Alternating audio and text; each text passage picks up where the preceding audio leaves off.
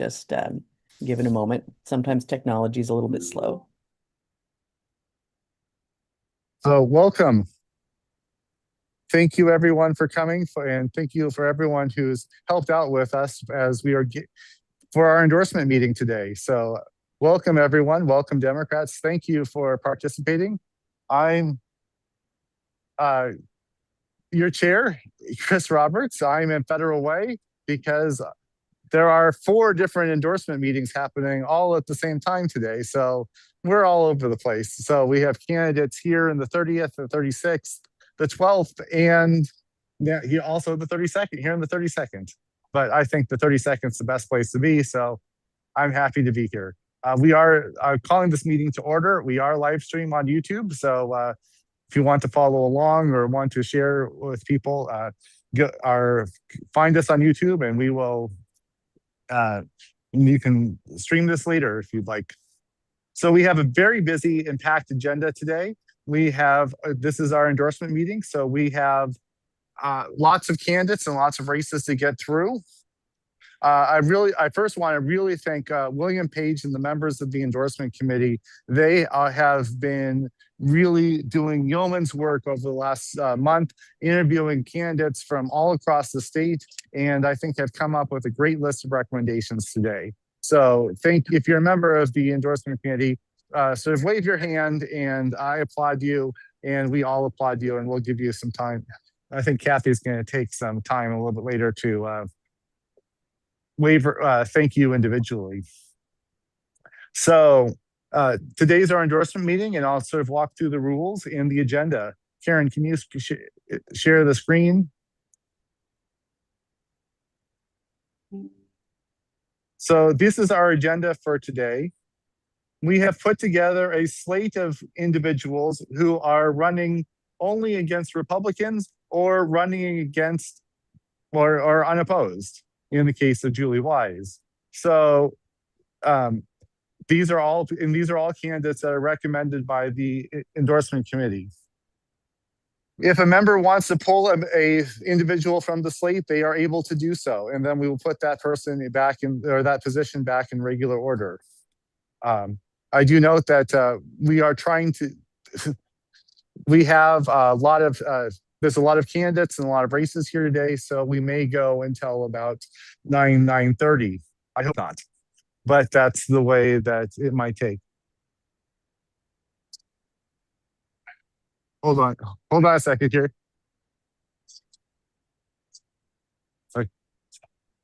Okay, hold on just a second.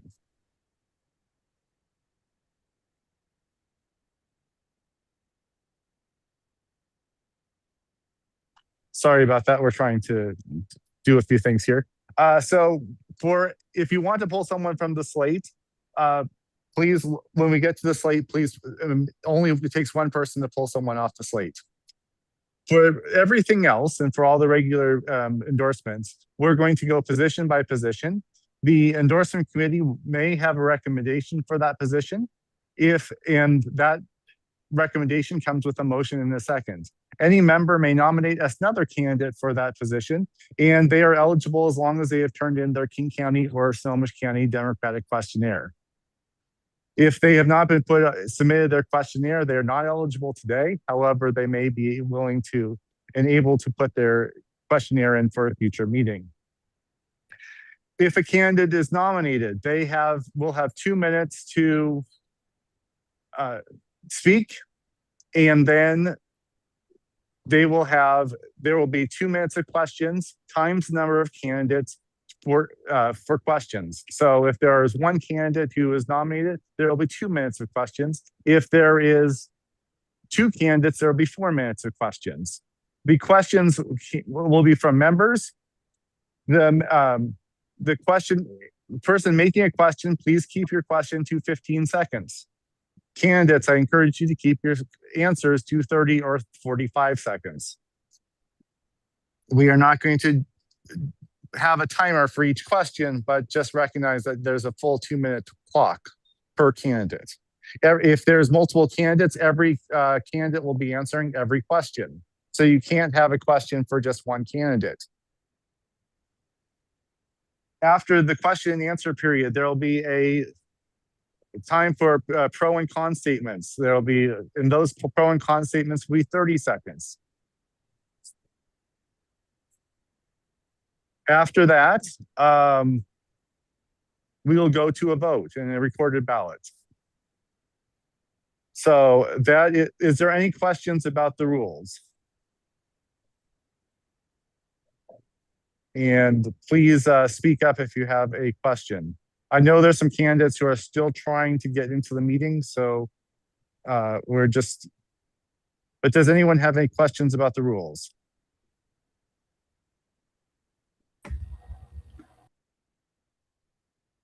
I am seeing no hands up about questions of the rules. We're going to, yeah, Hannah. Yeah, would you, whoever has the screen for the schedule, would you just pull that up again real quick? I just wanted to like maybe take a screenshot or something just so I know what's on the agenda. It's hard for me to read real close, so I wanted to like be able to see it closer. So basically we're starting with assessor, then going to King County District or Seattle City Council District 5. Then we're going to judges. And then we are going to move to some other positions. I saw that Senator Solomon had received a question. Jesse, are you there to ask the question? I have a question. Yes. I was told that I couldn't participate, I couldn't recommend someone if I wasn't a member. And I checked with Will Chen and he says I am shown as a member. So, okay, we'll let you. Yeah, before we got started, the lady I was talking to said I probably couldn't participate. But Will checked and he says I am a member. If you have paid your dues, you are a member. So we should move forward. We are going to do nominations based on the order. So we're going to start with the slate, and then we're going to go to King County Assessor, then make nominations for that position. Then we're going to go through that position. Then we're going to go to the next position, and so on and so forth. Nick, does that answer your question? Did you say King? I think so, yes. Jesse, yes, sorry, there you go. Jesse, I saw a question coming through my messages. Are you able to ask that question?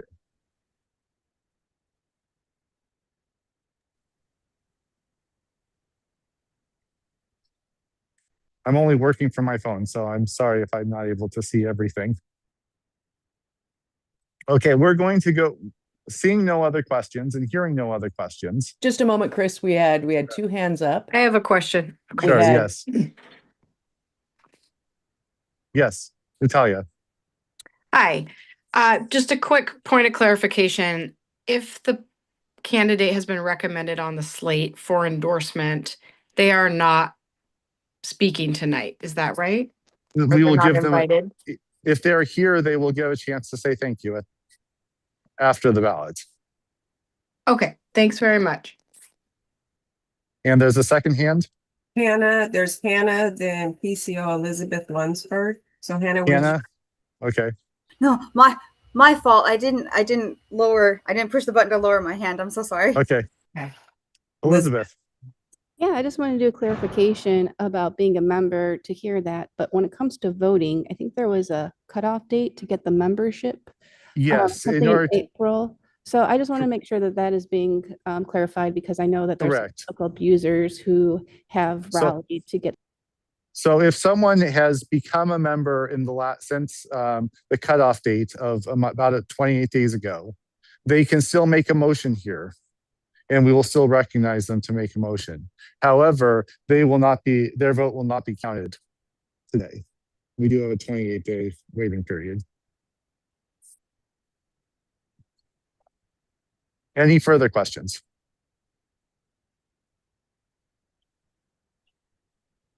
Okay, seeing none. Is there a motion to adopt the slate as presented? So moved. Second. There's a motion and a second to adopt the slate as presented. Would anyone like to take anyone off the slate?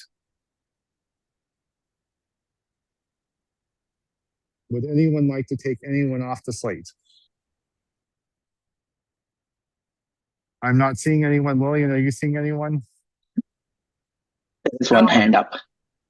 No, that Barbara. Barbara?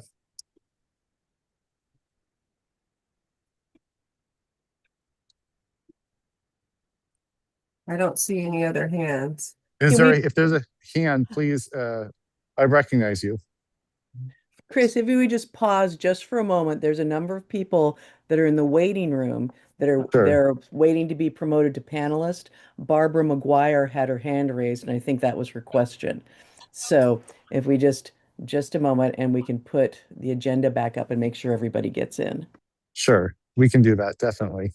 I hit the wrong one. I'm fine. I vote yes. We're not quite there at the yes.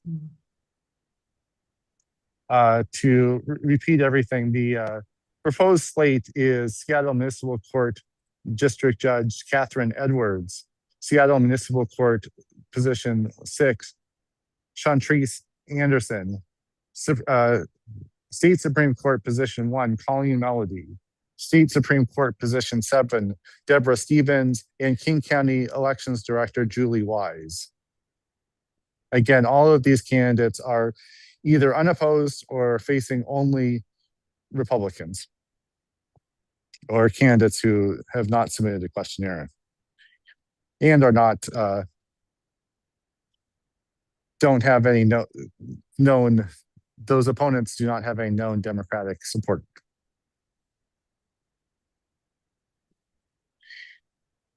Is there any position on the slate anyone would like to take off?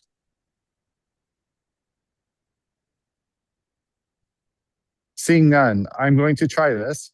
All of those supporting adopting the slate, please signify by saying aye. Aye. Aye. Aye. Aye. Aye. Is there any opposed? Seeing none, the slate is adopted. Congratulations. I am now going to pass the gavel, the virtual gavel, to our wonderful Vice Chair, Kathy Baylor. Thank you, Chris. So now we're going to go through the rest of the endorsements one by one. We're going to start with King County Assessor. So the endorsement, is there a representative from the endorsement committee who can tell me who they have recommended for this position?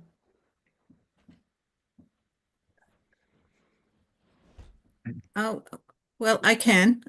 Hey. I think Ahmad as well too. That's fine. You can go ahead. Go ahead, Ahmad.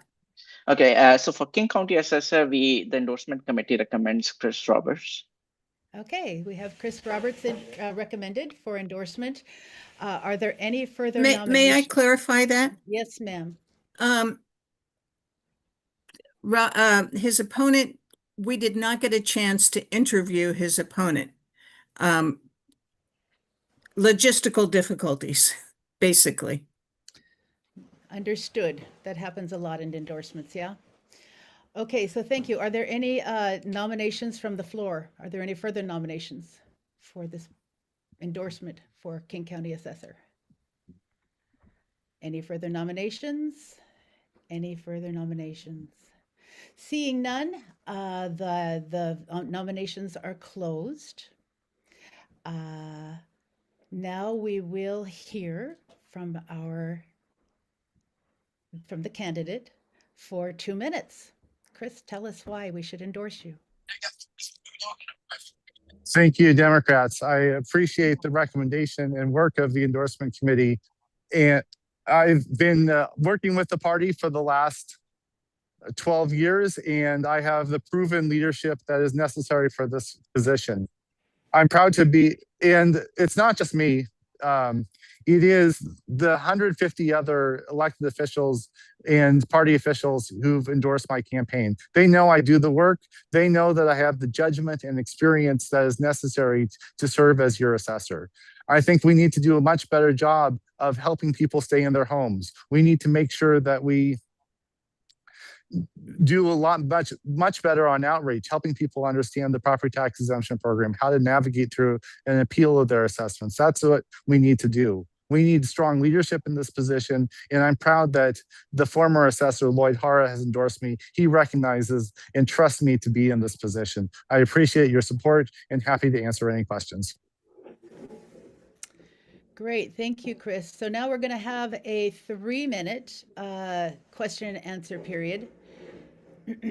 Each person who wants to ask a question will receive 15 seconds to do that. Please be succinct. We've got lots to get through to tonight, and we don't have time for a lot of wordy questions. The candidate will have, 30 seconds to respond. Thank you. Are there any questions? I'll answer them in order of hands that I see on my screen. Any questions? I'm not seeing any. Am I missing anything? Any questions? Okay, Chris, looks like you did a really good job with that 2 minutes. Thank you. So now, just for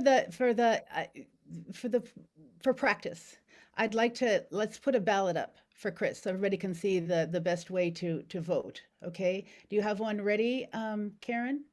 Or who's the ballot person? Madam Vice Chair, I think there's pro-con statements next. Oh, I'm so sorry. Thank you.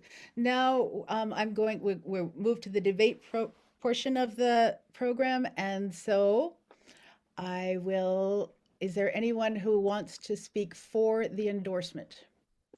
For Chris's? Yes, Gray. Chris is definitely, in terms of how I view what servant leadership is, would be an amazing assessor. And the fact is that he has worked very hard with many of us, and he will be one of the best countywide officials that I can ever think of.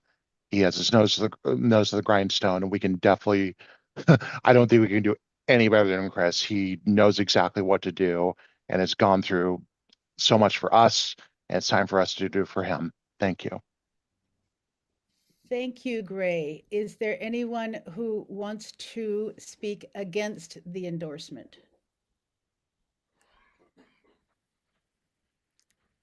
Okay, looks like seeing none. Can we put the ballot in the chat? Madam Chair, Did I do something wrong? no, there's Rep. Cindy Rio said she'd like to make a motion to vote for endorsement by acclamation. Yes, I Okay, do. Thank great, you. Thank you. I Is make there that a motion. Is there a second? I will second that. Okay, thank you, Grace. So is there anyone who opposes the endorsement by acclamation? Hamad? I think we wanted to practice balloting, not that we I would like to, but oppose that's it. okay. We can practice Okay, next so- time. Okay. We can practice next time. Thank you, Hamad. Okay, I see no objections. So, Chris, you've received our endorsement. Thank you very much. Thank you. Good night. Now you can go on to your next meeting. Okay, so now we're going to be considering endorsement for this position of Seattle City Council, position 5. Endorsement committee, are there recommendations? Yes. Our recommendation was Nilu Jenks as a sole endorsement. Okay. Correction, Madam Chair, Nilu Jenks and Julie Kang were both recommended for endorsement by Not the by the executive board, endorsement committee, not by the endorsement. by the executive board, which forwards the endorsements. So we have 2 candidates that have been nominated that do not need a second. Okay, thank you. So I have Nilu Jenks and Julie Kang from the executive board.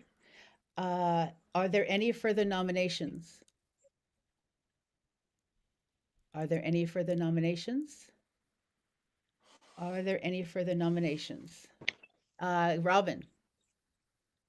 No further nominations. I would like to speak in support of Julie Kang. Okay, well, we'll do that later during the debate period. Okay. Great, thank you. So we've got 2 minutes then for each of our Chair, there is another hand up I'm as well. sorry, there's another hand? Yeah, Marcine Anderson. I don't see that hand. Marcine Anderson? Okay, hi Marcine, what do you have to say? Marcine? Hello, can you hear me, Marcine? So Marcine is there, but she has her hand raised, but she's not saying anything. I guess we'll just move on. Okay, there we go. Oh, I'm see, that had the wrong name on it. Okay, so we have each of the candidates has 2 minutes to speak. And after that, there'll be a 6 minute in this case because there are two candidates question and answer period. A panelist, where is that? So we'll start with Nilu. Great. Thank you. Hi, everybody. My name is Neelu Jenks, and I'm running for Seattle City Council District 5. I'm the proud daughter of Iranian Americans, a working mom of 2 teenagers, and a longtime community advocate. In my day job, I work on defending and strengthening our democracy and our voting rights. I love Seattle, our neighborhoods, our people, and our values, but right now, life is getting harder. Rent keeps rising, food costs more. In my neighborhood of Lake City, we lost our grocery store and our last pharmacy, so we're moving to more expensive neighborhoods to buy basic needs. And our country is in crisis. Blue, progressive cities must show they can govern and meet people's basic needs. I believe no one in Seattle should struggle to afford food, medicine, childcare, or a place to live, and that is why I'm running. As a Seattle City Council member, here's what I will work on. Housing people can actually afford, addressing the growing loss of grocery stores and pharmacies across our city and the region, and establishing a more family-friendly city, and that includes our seniors.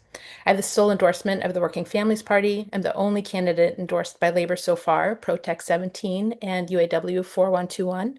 And I have the sole endorsement of Senator Frame and Valdez that is across District 5, as well as Representatives Berry, Reed, and Farivar.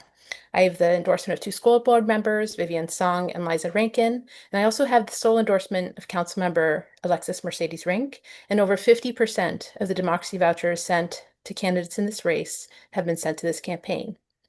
It is a true neighbor-to-neighbor effort. I have been endorsed by this LD before, which I'm very grateful for, and I would be honored to have your endorsement again for this campaign. Thank you. Thank you, Nilo. Julie? Yes, good evening, and thank you for the work you do to strengthen our democratic values. This work is also important for me as a first-gen immigrant Democratic delegate for Washington. My name is Julie Kang, and I'm running for Seattle City Council District 5 position. We need consistent leadership that follows through and build a district where people can live, work, belong, and thrive. At my core, I lead with a teacher's heart. Leadership begins with listening, helping people feel seen and heard, and creating systems where everyone has the opportunity to thrive. I'm an educator, union member, founder of a community bank, and a longtime civic leader. I've worked across education, nonprofit, public systems to build partnerships, manage complex budgets, and deliver practical solutions that improve people's lives daily. With King County elections, I advocated for multilingual voter registration materials so that our diverse communities can participate in democracy. As an immigrant and refugee commission, I've organized support and education for D5 neighbors during these moments of fear and uncertainty. I already have a track record of showing up in D5. I volunteer at the North College Food Bank and hear about affordability from our neighbors. When neighbors raise concern about food access and affordability, I publicly advocated for a Winkle and Aurora because working families deserve affordable groceries close to home. After the tragic Northgate incident involving a teenager, I spoke out as a mother and an educator, and I have been recognized as a gun sense candidate by Moms Demand Action. My priorities are rooted in what I hear every day: affordability, income housing, stronger behavioral health responses, economic investments that support small businesses. I will bring commitment, collaboration, and follow through, and I would be honored to earn your endorsement. Thank you. Thank you, Julie. Perfect timing. Okay, now we're going to enter our question and answer period. So we'll have 6 minutes. Each candidate will answer every question. So the questions will last 15 seconds and you'll have 30 seconds to answer the questions. Okay, are there questions? And I'm not seeing hands very well. Okay, I see Nick. You want to get started, Nick? Yeah, let's get this kicked off. Both of you mentioned, I think, is it okay? Are we good? Both of you mentioned affordability. And I just wanted to ask if there was one measure or legislative push you could make to increase affordability in our region, what would it be?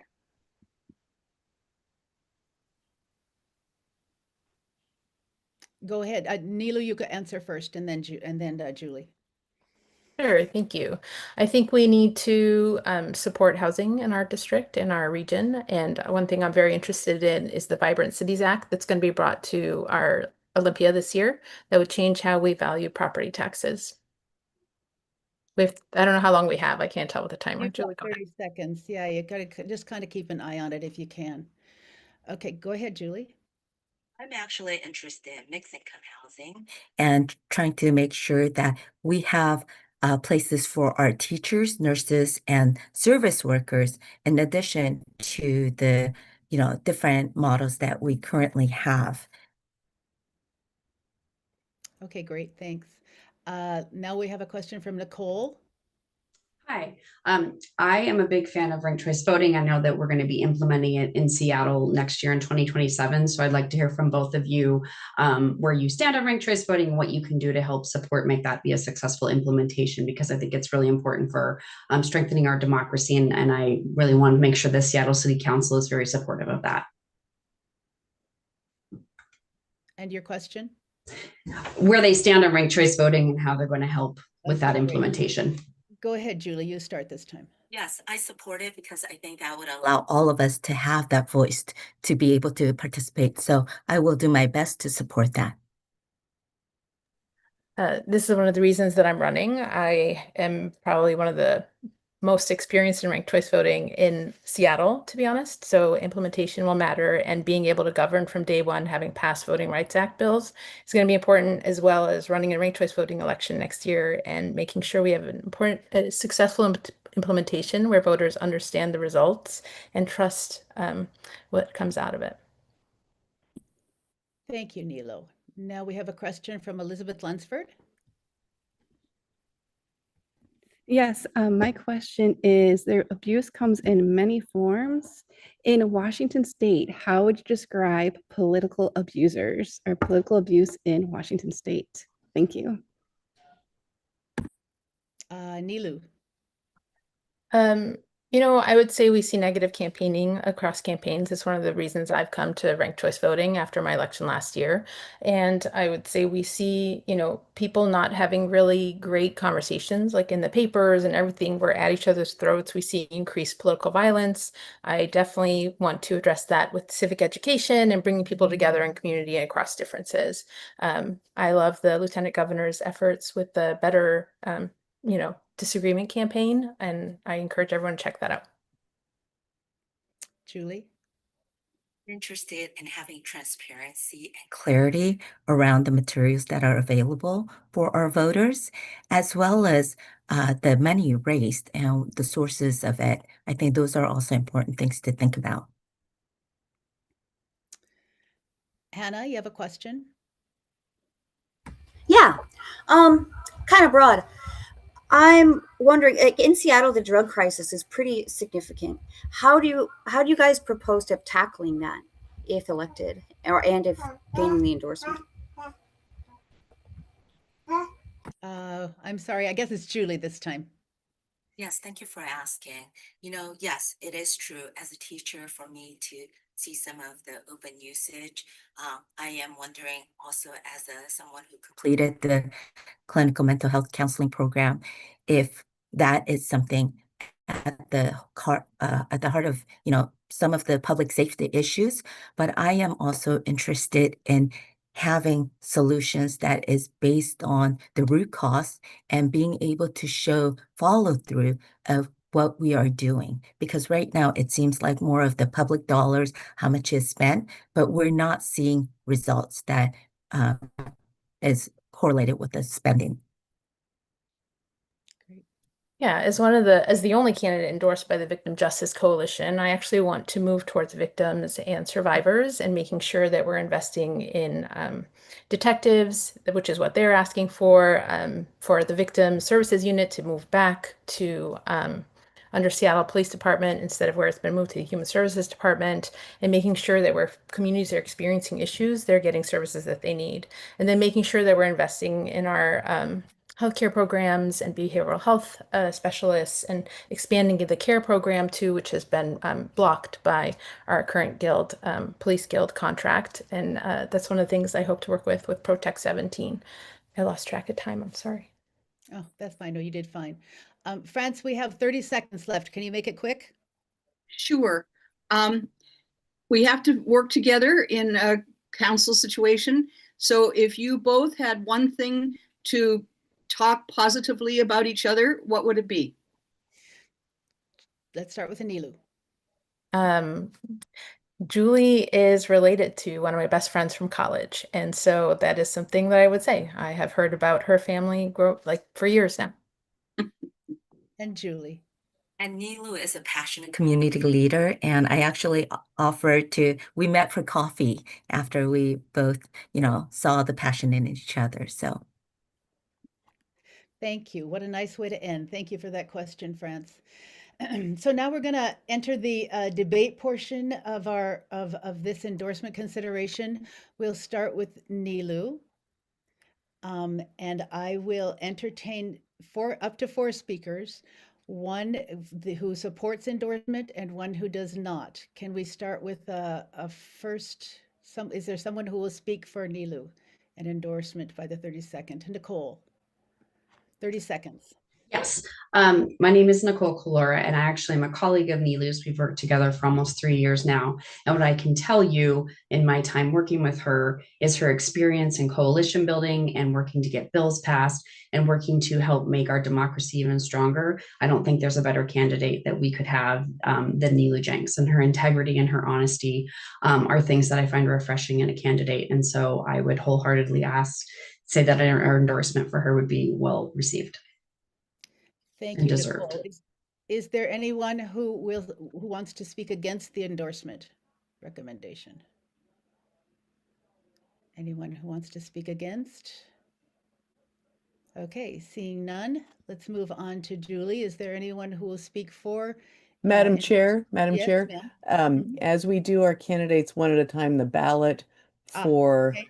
Ballot next. candidate Jenks is in the chat and reminding folks that only PCOs and current members are allowed to vote. The ballots will be reviewed prior to final determination. There you go. So now it's time to vote for whether or not you would support the endorsement of Nilu Jenks for Seattle City Council position number 5. And then as the voting is occurring, you can continue on with the agenda. Right, because we don't have a lot of time, we're going to let everybody vote. Please click the ballot link in the chat.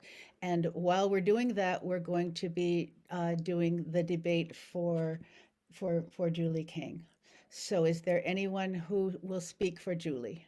Robin, are you is that why you have your hand raised to speak for Yes, Julie? it is. Okay, great. Thank you. Go ahead. You have 30 seconds. I have known Julie for 20 years.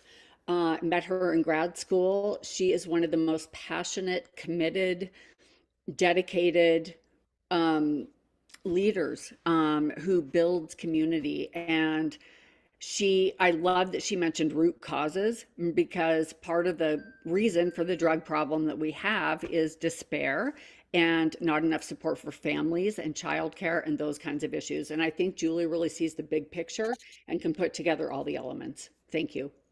Thank you, Robin. Is there anyone who will speak against the endorsement? Seeing none, shall we do the ballot? There we go. It's in the chat. And you can push the link and do the vote, and we'll move on to the next one. Madam Chair, as we're just starting the vote, can we just check if anyone's having trouble accessing or not able to vote? Is anyone having trouble? If so, go ahead and text me and we can add your vote in there. Great. Okay, let's move on to the next race. This is for U.S. Congress, position 2. Are there any recommendations by the endorsement committee?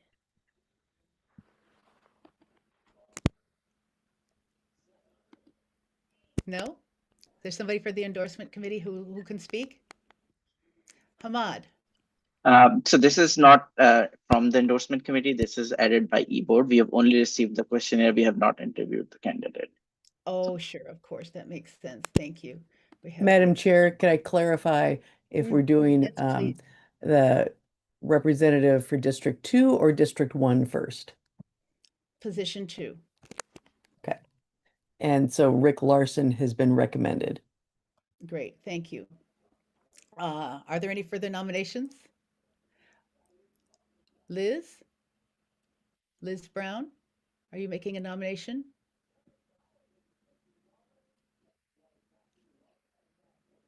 Okay, took your hand down, I'm presuming. I don't want to walk over you. Great, so any further nominations? Any further nominations? Okay, the nominations are closed. Now, I do believe we have a speaker in the room for Representative Larson. Kathy, good to see you. Hi, Drew. Can you have 2 minutes? Absolutely. Thank you so much. I just get going and we'll be countdown will go. Great. Yeah. Hi, everyone. My name is Drew Estep. I'm Congressman Rick Larson's campaign manager. Thank you so much for having me this evening. The Congressman sends his regrets that he couldn't be here tonight, but I wanted to speak in his favor. Congressman Larson's a local guy. He's lived in the 2nd Congressional District for generations. His family goes way back here and is still living here and has a focus on constituent support and reinforcement. Congressman Larson is currently the ranking member of the Transportation and Infrastructure Committee, and when we win back the House of Representatives this year, he will be the chair of that committee. Congressman Larson has brought back billions of dollars to the residents of the 2nd Congressional District, much of which supports good paying jobs here at home. Our ongoing work focuses on bringing down costs for Americans. Gas, grocery, healthcare have all gotten more expensive, and it's necessary to stabilize prices. Part of that is holding this administration accountable. The president ran on lower prices and less war, and we have higher prices and more war. While Democrats have had wins against the administration, like keeping education funding in place and continuing to withhold additional funding to ICE, we need to win back the House so that we have true review of the actions of this administration. Our campaign is laser focused on winning big, and helping races across the country and right here in the 2nd to make sure Democrats have power in the second half of this term. We've already stood up a robust operation with a team of 5, including myself, and we've knocked over 1,500 doors in the district, focusing in communities that Democrats haven't been talking to voters before. We also have a robust slate of endorsements with over 60 current and former local elected officials from across the 2nd, as well as robust labor endorsements from WEA, WFC, and the Washington State Building Trades Council, along with many others. We also have support from a broad range of critical advocacy organizations like the League of Conservation Action Fund, Planned Parenthood Action Fund, Moms Demand Action, and the Sierra Club. And we were thrilled to receive the overwhelming endorsement of the Snohomish County Democrats this past weekend. Congressman Larson has a record of delivering for the residents of the 2nd Congressional District and the campaign operation and support necessary to deliver wins in this critical year. He and we humbly ask for your support for this endorsement, and thank you for all of your work on behalf of Democrats. Thank you. Perfect timing. Now we have a 3-minute question and answer period. 15 seconds for questions, 30 seconds for answers. Any questions? Hannah. Yeah, I guess just a quick question would be, what would his viable options for lowering prices would he propose? Yeah, so there's Because that, I mean, that affects all of us, so. for sure. This is a really multifaceted question, obviously. Unfortunately, the number one thing that we need to do to bring prices down is end the war in Iran. Straight up, that is causing sort of fall-on effects across the board.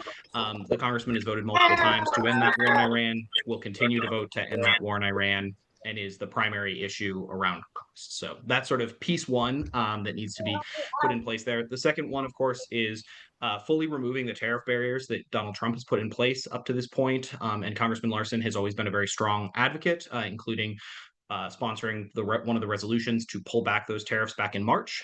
Those need to be fully moved back. And then since they have been withdrawn by the Supreme Court, or portions of them have, Congressman Larson's worked very hard to bring those funds back to businesses in the 2nd Congressional District that had those pulled. And then in addition to that, there's a ton of individual pieces that need to get addressed, right? So Congressman Larson has done things like co-sponsor amendments to repeal the cuts to SNAP and the Republicans' Big Ugly Law, and offered amendments to the 2026 Farm Bill to increase funding for Farm and Ranch Stress Assistant Network from 10 million to 15 million. Those sorts of nuts and bolts pieces are something that Rick has really focused in on and trying to make sure that those move properly. And then finally, the biggest bulwark against rising prices is good, high-paying union jobs, something that Rick is really proud to have brought to the 2nd Congressional District in a myriad of places, and is a number one way that we can combat it here locally. Thank you, Drew. Any further questions? Any further questions? I'm not seeing any. Am I missing anything? Great. Okay. France. Yeah, this is not a question. I just want to say that Rick Larson has asked for the endorsement for the Washington State National Organization for Women, and that always impresses me. Any other questions? Okay. Now we can move on to the debate portion of the endorsement. David, you have a question? No, speaker 4. Oh, okay, great. So that being said, David, go ahead. Where debate portion will have first speakers for and against. David? Thank you, Madam Vice Chair. The thing that I really like about Rick Larson is, even before I was an elected official, he's really accessible. You can go to a town hall and talk to Rick. He'll give you time afterwards. But I would say I have a different perspective now that I'm on Linwood City Council. Like, he does so many great things for the communities in his district. He has made Linwood more bikeable, more walkable, more busable, and more drivable also. But he's brought some big projects here, Scriber Creek Trail, Poplar Overpass. I would encourage you to keep that money flowing to our communities and support Rick Larson. Thank you, David. Are there any who want to speak against endorsement? Robin, are you against? No, I'd like to speak for. Okay, Sally, are you against? I'm against. Thank you. Go ahead, 30 seconds. Yes, Representative Rick Larson has accepted a total of $81,661 from AIPAC, the Israeli lobby, as Israeli lobby donations. In 2024, the 32nd passed a resolution calling for a ceasefire in Gaza. I think Rick, in his career, has supported endless wars, and I think we need to send the message by not endorsing him that we want to stop endless wars. Thank you, Sally. Robin, before I hear from you, I need to find out if there is a second person speaking against this endorsement. Is there a second person speaking against? Hamad. Okay. I will speak against, yeah. Whoa. No to speak, please. We'll hear Robin first, the 4 first, and then we'll hear you, Hamad, against. Go ahead, Robin. Thank you. He has voted many times against this war. And he has done so much good for our communities over the 25 years of service that he has put in. In the past 4 years alone, he has brought more than 75 million in earmarks for dozens of community projects, ranging from transit, infrastructure improvement, healthcare, women's reproductive rights, environment, and providing money for the Coast Salish House of Healing. And food bank support rose after SNAP benefits were cruelly taken away. I mean, and we have to early endorse him so he can get out there on the trail and start winning these Time's up, Robin. swing Time's up. elections. Thank We you. have to do that. Yeah. Okay. Hamad?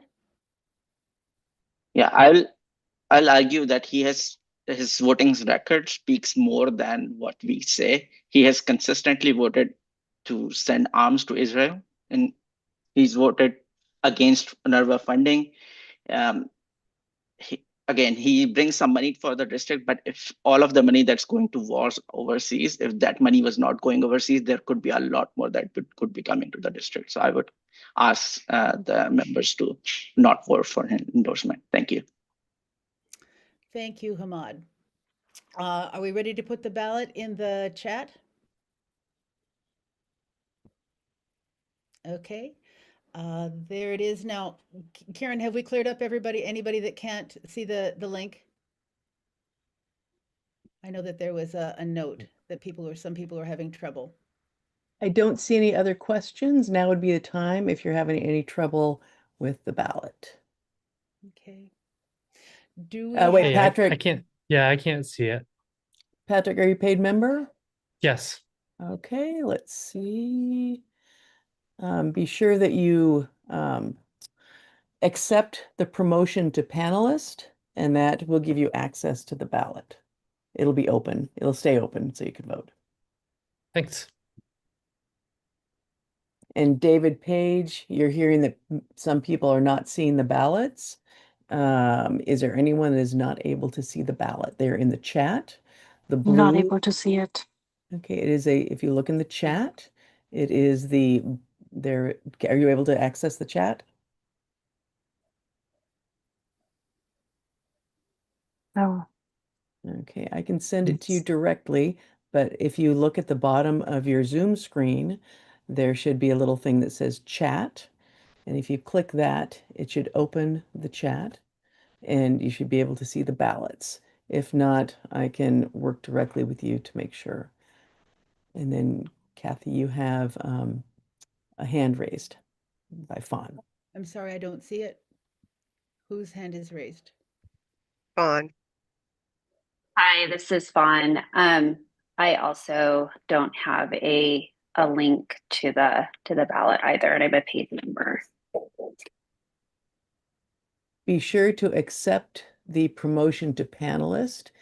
So Fawn, Okay. it's showing that you're declining the promotion to panelist. Our first level of credentialing is only paid members, candidates, or PCOs are promoted to panelist to allow them access to the voting. And so be sure to accept the promotion to panelist when it comes through. Okay, great. Thank you. Yeah. And if anybody's still having trouble, we can help problem solve that. A number of people were just promoted to panelist. Are we ready to see any results, Karen? From previous? Not quite yet. We will momentarily once we get the balloting situation, make sure everyone can access their ballots. Great. Okay, so let's move on then to U.S. Congress position 2. Are there any nominations for this position? Madam Chair, we just did 2. We're switching back to 1. Oh, I'm sorry. That's okay. Oh, I've got it written wrong on my cheat sheet. Position 1. Thank you. Robin? Yes, I would like to nominate Susan Del Bene. Is there a second? I second that. Thank you, Cindy. Liz, do you have another nomination? Actually, Madam Chair, I was going to nominate Susan Del Bene. Okay. Are there any further nominations? Are there any further nominations? Are there any further nominations? Seeing none, the nominations are closed. Is there anyone here who will speak for the candidate for Susan Del Bene?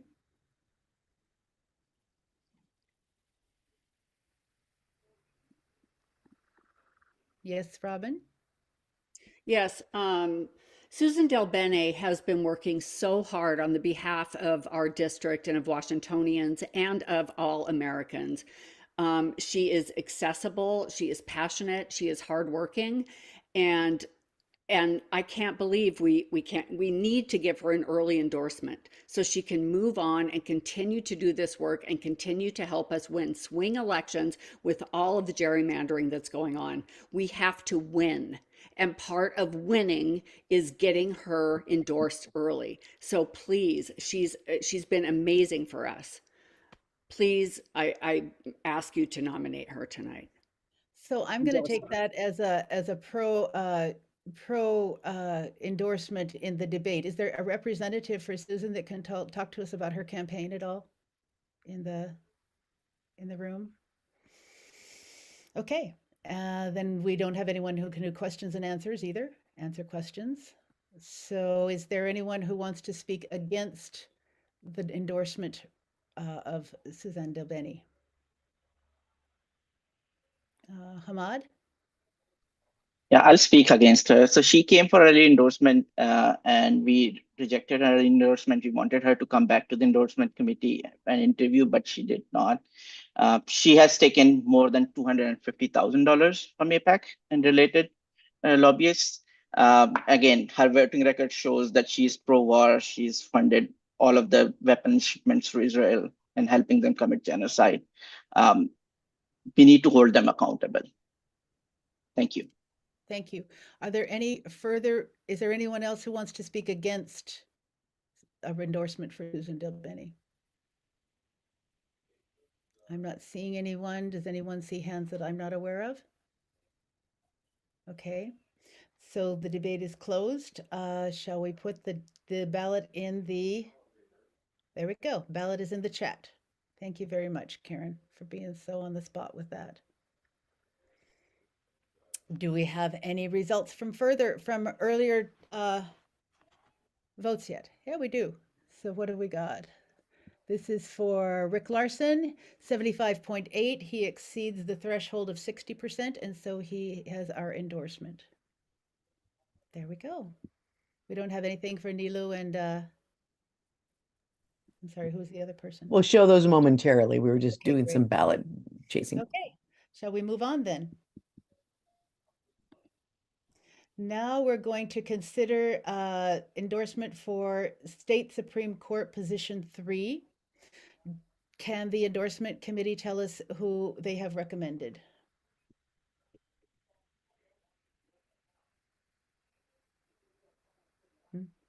That's not working. Okay, go ahead, Hamad.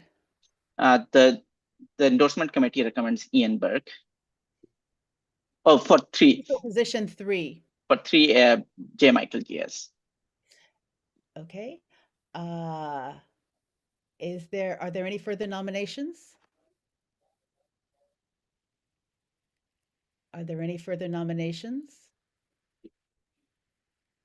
Are there any? Yes, this is Marcine Anderson, and I move to endorse Jamie Hawk. Okay, is there a second? I second.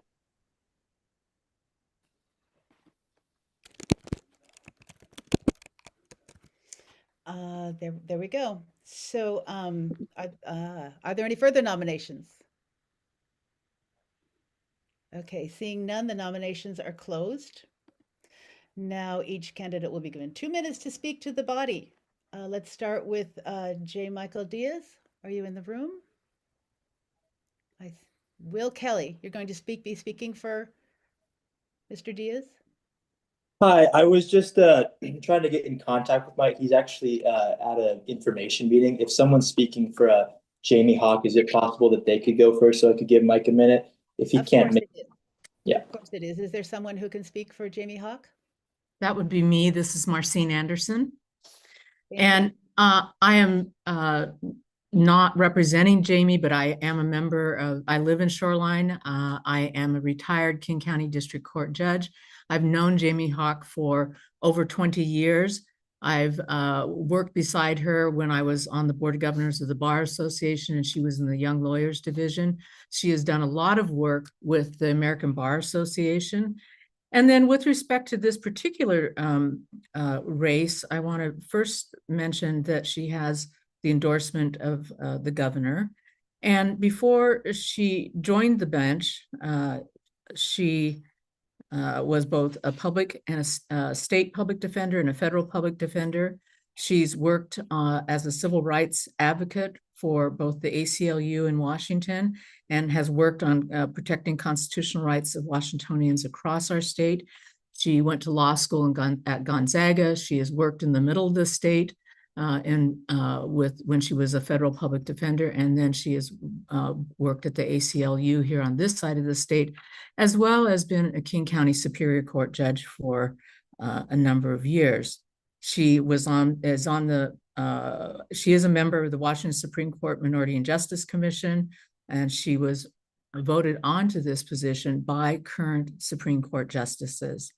She has led efforts to connect the courts with the community through youth and law programs and a range of other community events, such as being chair of the King County Superior Court Courts and Community Committee.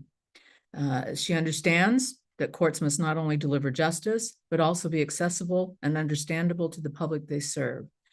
At the time when fundamental rights and judicial independence are under increasing pressure nationally, that perspective is essential for our court.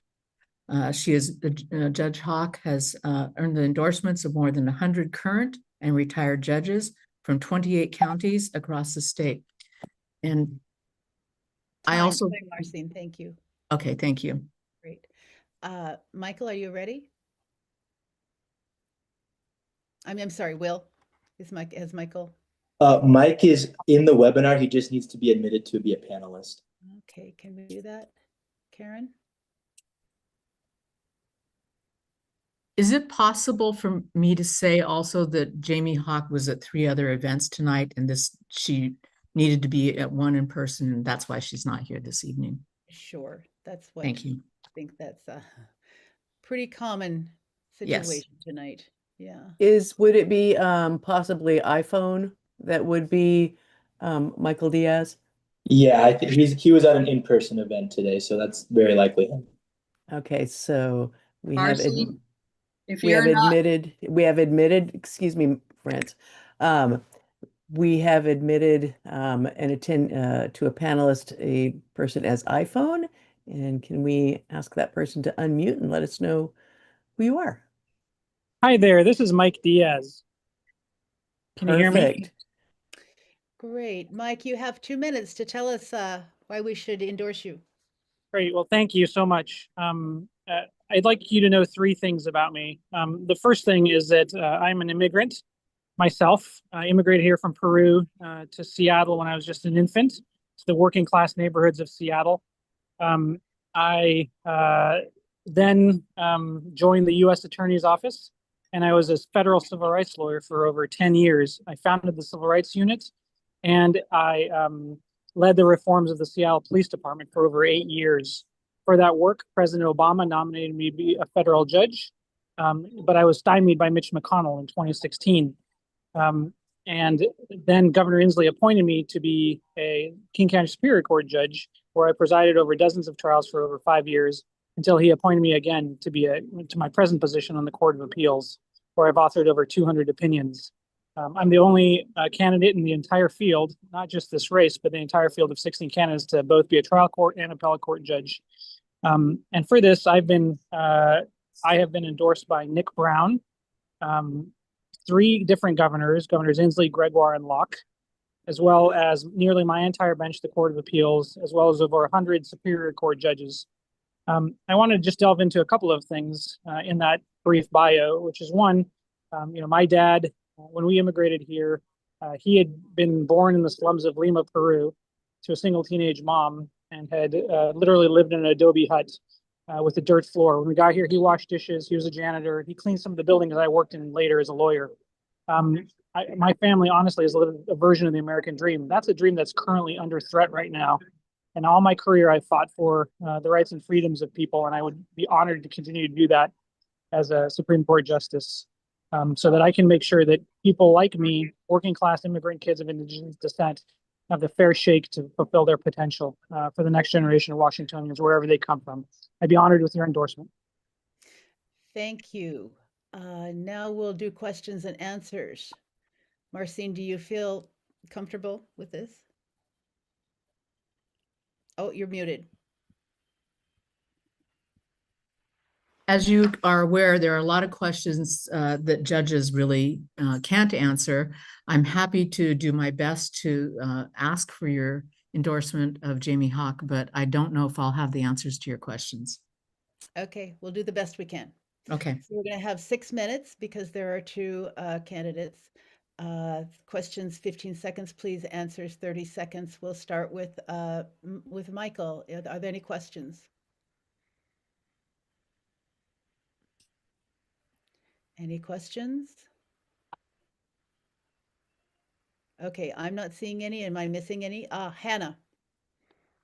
I actually I have a question for both, if I may. Yeah, all the questions are for both candidates. Oh, beautiful. Okay. Hold on one second. So we see there's a high turnover rate for repeat offenders. And my question is, what is your goal? What is your proposition to help remedy this to the best outcome for both the offenders and the community at large? Michael, Michael. Sure. Yeah. Thank you for the questions. And important. So I presided over, hundreds of hearings when I was a Superior Court judge. I was chief of the juvenile division. I was in leadership there, and I was able to balance those things: community safety, the needs of the individual, and the way we did that, at least in the juvenile division, especially, was to focus on the root causes of some of the behavior that we were seeing in our young people. We saw young people who were had substance abuse issues, mental health issues, all sorts of issues. And we were able to bring in our resources to address all the different levels of Excuse me, issues Michael, that they just a had. second. Yeah. Someone needs to mute themselves. Can we do that? Great, thank you. I'm sorry to interrupt you. We couldn't hear you. Go ahead. No problem. The bottom line is that we were able to address the root causes of so many kids' issues that at one point we had just 8 kids in detention in a county of 2.5 million and a young age population of 700,000 without a rise in recidivism or an increase in criminal referrals. I was very proud of that work in the juvenile division. You can read about it in the Seattle Times. I did an op-ed there. Thank you. Marcine, can you answer? I really don't know the exact answer that Jamie would give right now, but I can tell you that she has worked on, and I think I mentioned it already, on the efforts to connect the courts with the community through youth and law programs and a range of other community events. And I said that she was the chair of the King County Superior Courts and Community Committee. She's and I don't have a specific answer to that specific question, but I do know that with Jamie's background and experience working with the federal public defenders and the public defender's office, she has a firm grasp on issues that affect people who have encountered the court system on more than one occasion or even multiple occasions. She's had that lived experience as a public defender, and I would ask if she could write some comments to you at a later date if the committee would like to have some additional information. I'm certainly going to pass this question on to her. Thank you. Are there any further questions? Any further questions? Okay, I'm not seeing any. I'm still open to the idea if somebody else sees a hand that I don't see. Okay, let's move on then. We're going to consider Michael Diaz first. Is there anyone who will speak in his favor?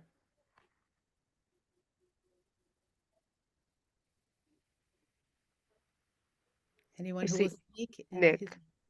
Nick's hand is raised. Nick, I don't see. Okay, Nick, go for it. 30 seconds. Are you there? Nick? Oh, wait a minute. Here we go. Okay. Madam Chair, just a moment. Nick needed to be promoted to panelist. Okay, I want to remind everyone that if you're a member or PCO, please do accept the promotion to panelist. That is how you will access your voting ballots in the chat. Someone also suggested sometimes the window is behind their screen. They need to search a little bit for it.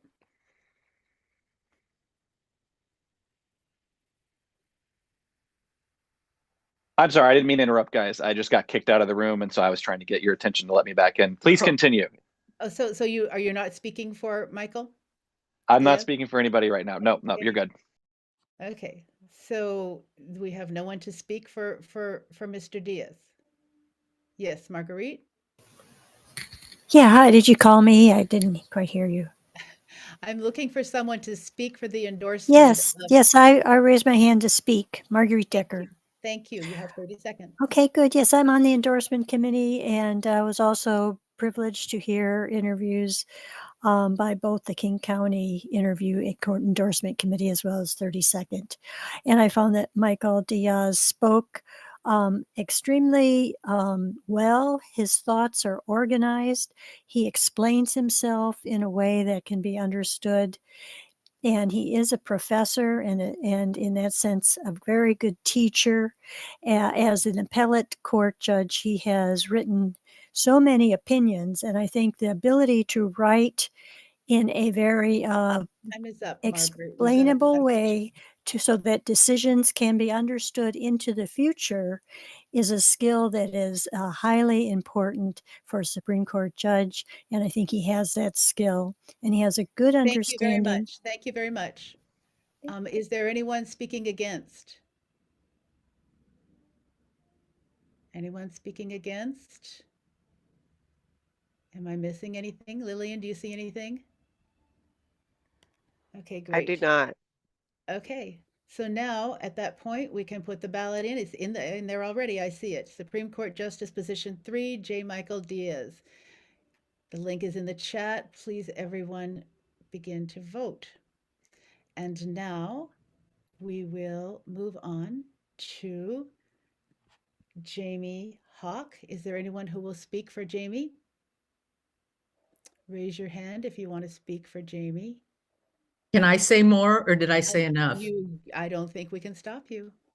Okay, so as I said in my earlier remarks, I've known Jamie Hawk for over 20 years. She has done so much work for the legal community and for the community of people that she has represented in the past. She, in my opinion, is the civil rights candidate here because of the work that she has done with the American Civil Liberties Union. She has represented real people and individuals, not just the Department of Justice and the federal government. And I'm not making any kind of negative comment against Judge Diaz when I say that. Thank you. And she would really enjoy your endorsement. Thank you. And do we have a ballot ready for Jamie? Karen? Make sure you check for con statements. Oh, I'm sorry. Are there any con statements? Any statements against endorsement of Jamie Hawk? Pat. Thank you. I just think that I also was present for both interviews, and it just seemed the answers to both interviews relied a lot on some past experience. And I appreciate when judges during the interviews explain their interpretation of the law and what the law means and how that is applied. And I don't think Jamie quite did that. Thank you, Pat. Are there any further speakers against the endorsement? Any further speakers against? Okay, seeing none, debate is closed, and now the ballot is in the chat. The link to the ballot is in the chat. Do we have any results, Karen, to report?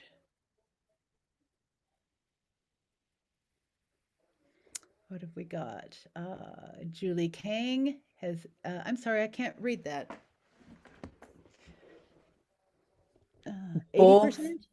Both Julie Kang and Nilu Jinx have received 80% of and so we have a multiple endorsement. They're both endorsed by the 32nd for this race. Thank you. Congratulations, ladies. Okay. We also have the results for U.S. Representative District 1, Suzanne Delbene, received 77% of the votes. She has also received her endorsement. Wonderful. Are we caught up now then? I believe so. Yeah, okay. So now let's move on to State Supreme Court Position 4.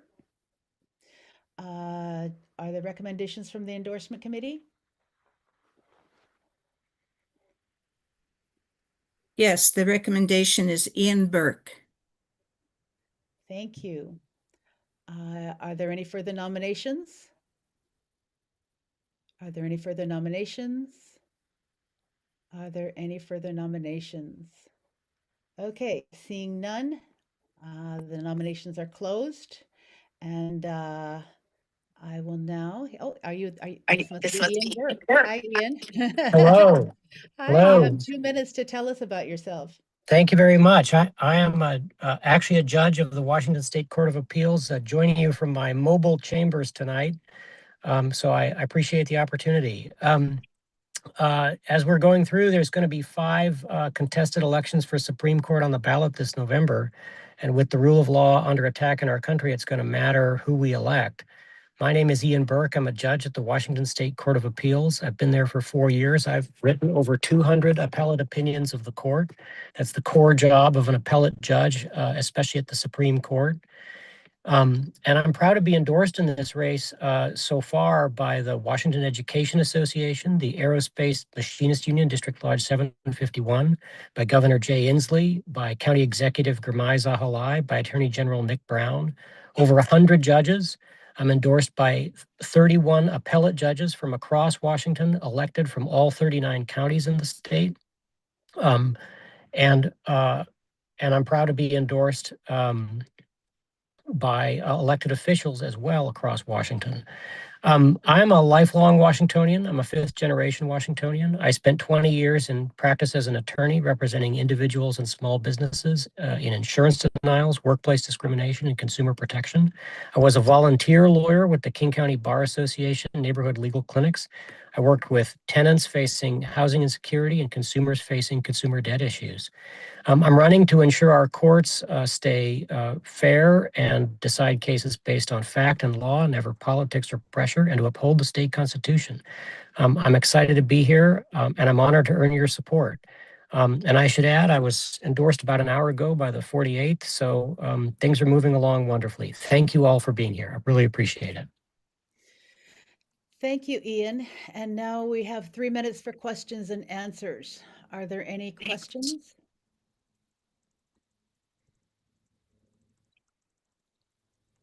Any questions?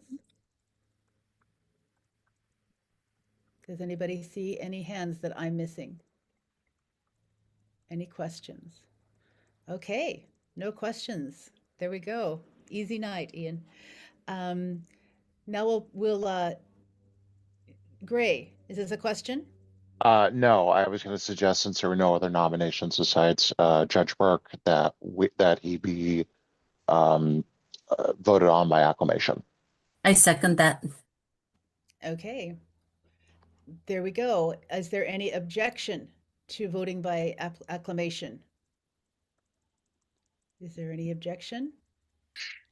I see no objection. So there you go, Ian. It's done. Thank you all. I'm so proud. I accept your acclamation. I'm thrilled. Well, that was an easy one.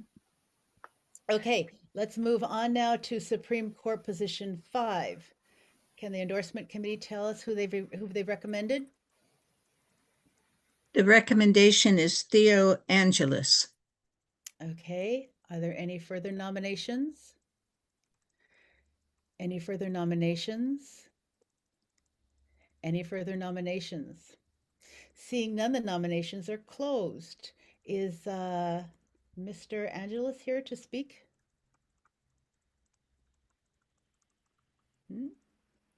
Maybe not. Is there anyone here to speak for Mr. Angelis? Okay. Is there anyone here who will speak for Mr. Angelis' endorsement? Well, this Gray. Well, now Justice Angelis is now on the state Supreme Court, appointed by Governor Ferguson. It's pretty clear that he has the values that are most aligned with this organization. like many of the opponents that have currently filed. So that is all, and I will leave it there. Great, thank you very much. Is there anyone who wants to speak against the endorsement recommendation? Anyone wants speaking against? Anyone speaking against? Okay. Okay, shall we do a ballot? Gray. I would also like to do this by acclamation, please. Second. Many Second. seconds. Is there any objection to an acclamation acceptance? Any objection? Any objection? Aren't my 3 times good, you guys? It gives me a second to think. Maybe it might sound silly, but it gives me a second to think, and I need it. Okay, we have endorsed Theo Angeles for State Supreme Court Position 5 by acclamation. Thank you all very much. You know, I was told at 7:45 that we could take a 5-minute break, so I would like to do that now. I could use it. Get some water. Can you set the timer up, Hamad? 5 minutes?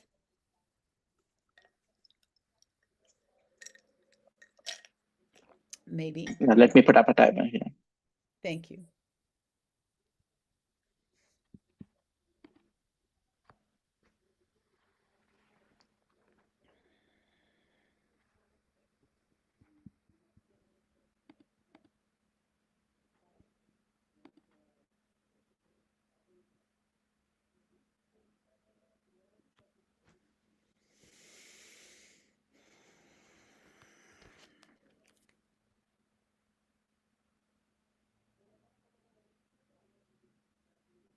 To check with anyone, if you're still having any issue, please chat with me directly, or you can just raise your hand here.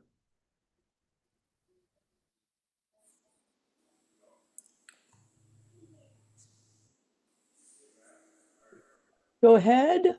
I see 2 folks have their hands raised. Go ahead. But are you able to see? There we go. I can't. My video doesn't seem to be coming on. Okay. So was that Gabriel? Yes. Let's see. Let's check and see.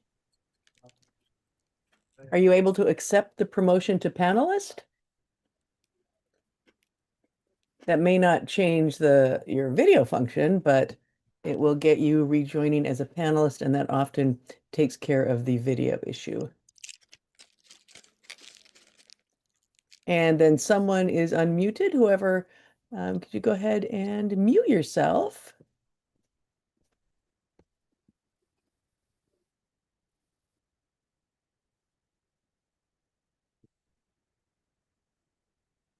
All right.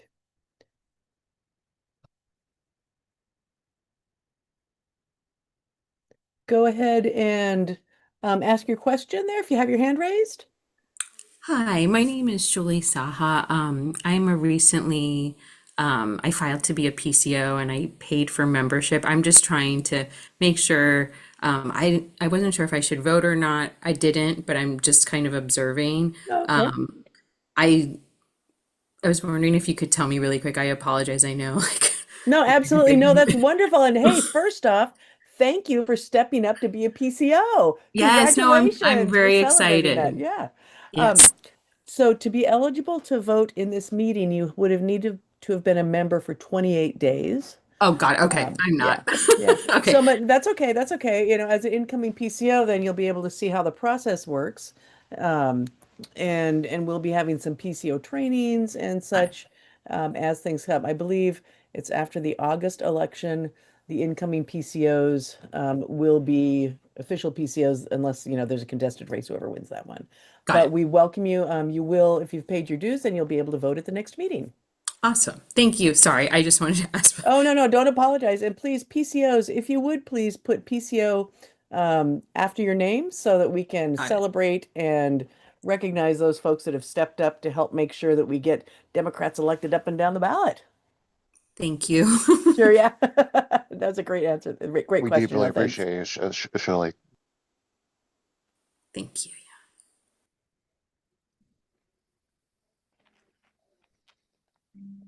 I have a question. I am on a family membership, Okay. and so when I do the voting, do I need to put in parentheses who the person was on my family who paid for?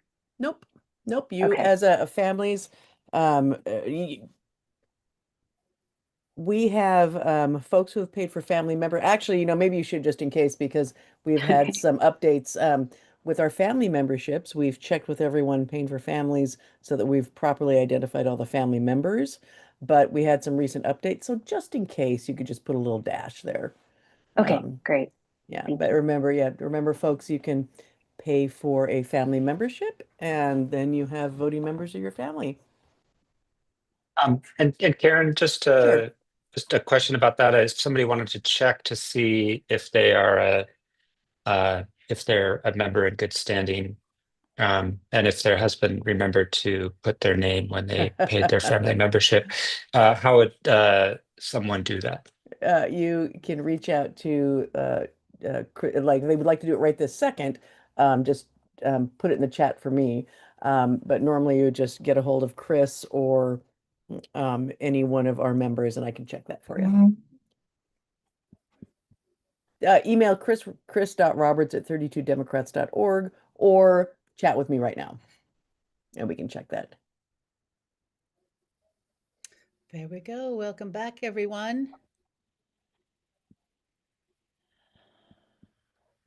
So, Karen, I'd like to start by seeing if we have any ballot results to report. No, just a moment. I just want to remind folks to accept the promotion to panelist if you were intending on speaking or voting in this meeting. We had a couple of PCOs come in that have, and I want to make sure that you have an opportunity to join, and we have a couple of candidates coming in. So just want to remind folks to accept the promotion to panelist. And we don't have any results well, hold on just a moment. Sorry about that. I was busy chatting. Taken care of. Important business. Thank you so much.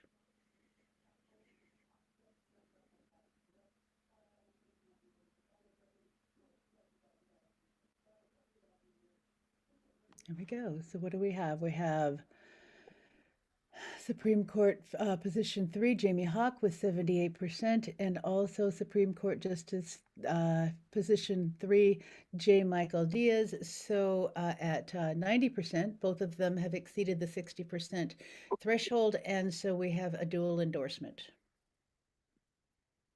There we go. Thank you. Is that all, Karen? For the moment. Okay, thank you. Okay, moving on then to Seattle Municipal Court Position 5. Does the endorsement committee have a recommendation?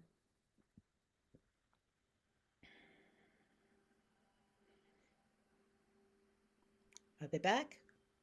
Hamad. So the endorsement committee recommends Gabe Rothstein. Gabe Rothstein, thank you very much. Are there any further nominations? Lillian? Yes, I would like to nominate Garmin Newsom II. Is that Garmin? Garmon, last name Newsom, Newson II. Great, thank you very much. Is there a second? I second. This is Marcine Anderson. Are there any further nominations? Are there any further nominations? Are there any further nominations? Seeing none, the nominations are closed. So is Gabe Rothstein here to speak for himself? I see you, Gabe. There we go. You have 2 minutes. Wonderful, thank you. Good evening, everyone. Just a moment, Madam Chair. Do we have the other candidate here also? Oh, that's Sorry. Yes. Is the candidate here? I'm not hearing. Yes, Okay, Garmin great. Newsom Great. II Thank is you. here. There. Thank you. Go. Thank- Go ahead, Gabe. We'll start the clock again, guys. Thank you. Good evening. My name is Gabe Rothstein. I'm running for judge in Seattle Municipal Court. I've been an advocate for the poor and underserved for over 20 years. I started as a public defender in 2005. Most of that time, I've been a trial lawyer doing misdemeanors, felonies. Now I'm in our civil unit doing trials under RCW 7109, the civil commitment statute. My trials are 3 to 4 weeks long, and they take place all over the state of Washington. Well, that is my full-time job. I also work as a pro tem judge. If you ask what is a pro tem judge, essentially it's a substitute judge, like a substitute teacher, substitute judge. And I do that in district court and municipal courts. I'm also the chair of the Washington State Bar Association Character and Fitness Board. If someone has a character and fitness issue and the red flagged, we hold hearings and make a recommendation to the Supreme Court. On nights and weekends, I also take calls from Youth Access to Counsel. So essentially, in Washington, anytime a juvenile is being questioned by law enforcement, they have to call a lawyer. I'm one of the lawyers that takes those calls in the evenings and on weekends. I'm also on the board of the Home and Recovery Center. It's an inpatient treatment facility. I want to talk for a minute or two about treatment. I'm a big believer in substance abuse treatment, the accountability that goes along with it. I believe in redemption, and I darn right believe in second chances. If I've learned anything from working with my population of substance abusers, the opposite of addiction is not sobriety, but connection with family and friends and loved ones. I've got multiple reasons for wanting to be a judge. I've always been a dedicated public interest lawyer. Even before becoming a public defender, I was a volunteer at the Housing Justice Project and the Unemployment Law Project. It's a family value. My mom was a social worker in Harlem before going into private practice. My dad was a teacher in public schools in the South Bronx. I was even an EMT in high school on a volunteer ambulance squad. I want to thank you again for your recommendation for endorsement, and I hope to be the kind of judge that my parents would be proud of. Thank you. Thank you, Mr. Rothstein. Mr. Newsom, 2 minutes. Thank you very much. I'm running for judge because I believe there should be justice for the people, and for the people means everyone. I believe that the public deserves an independent, experienced, and impartial judiciary committed to the rule of law, and judges with a broad and diverse record of public service. I know what it means to be a part of the so-called underserved or underrepresented. I'm the child of an immigrant. My mother came here on an academic scholarship, and my father was a union auto worker. In some ways, I am a version of the American dream. And believe me, representation does matter. While I support treatment in community courts, and I have to believe that, frankly speaking, most do, and I recognize the benefit of helping people who want or are trying to improve themselves, I reject the presumption that some people are predisposed to crime or require a lower level of accountability, or that only one background is appropriate to be a judge. For nearly 34 years, I've served the community in a variety of roles, including as a felony or misdemeanor prosecutor, a civil defense attorney, a pro tem judge, and a municipal attorney. Throughout my career, I've been sensitive to the impact of court cases on the parties, witnesses, and victims, as well as the community. These experiences have given me a deep understanding of the law, of government, and the real-world impact of court decisions that they have on, again, individuals, families, victims, and communities. In addition to the work I've noted just a moment ago, I also volunteer on a regular basis. I've coached kids for athletics, I've mentored students, I've hosted students at work, and I've coached mock trial teams. I'm seeking this position to bring integrity, professionalism, and sound judgment, and frankly, respect for the people. Every person that comes before the court, for whatever in whatever way, and a commitment to an independent and impartial judiciary. I need your support, and I'm asking for your endorsement. Thank you very much. Thank you. Now we'll have a 6-minute question and answer period.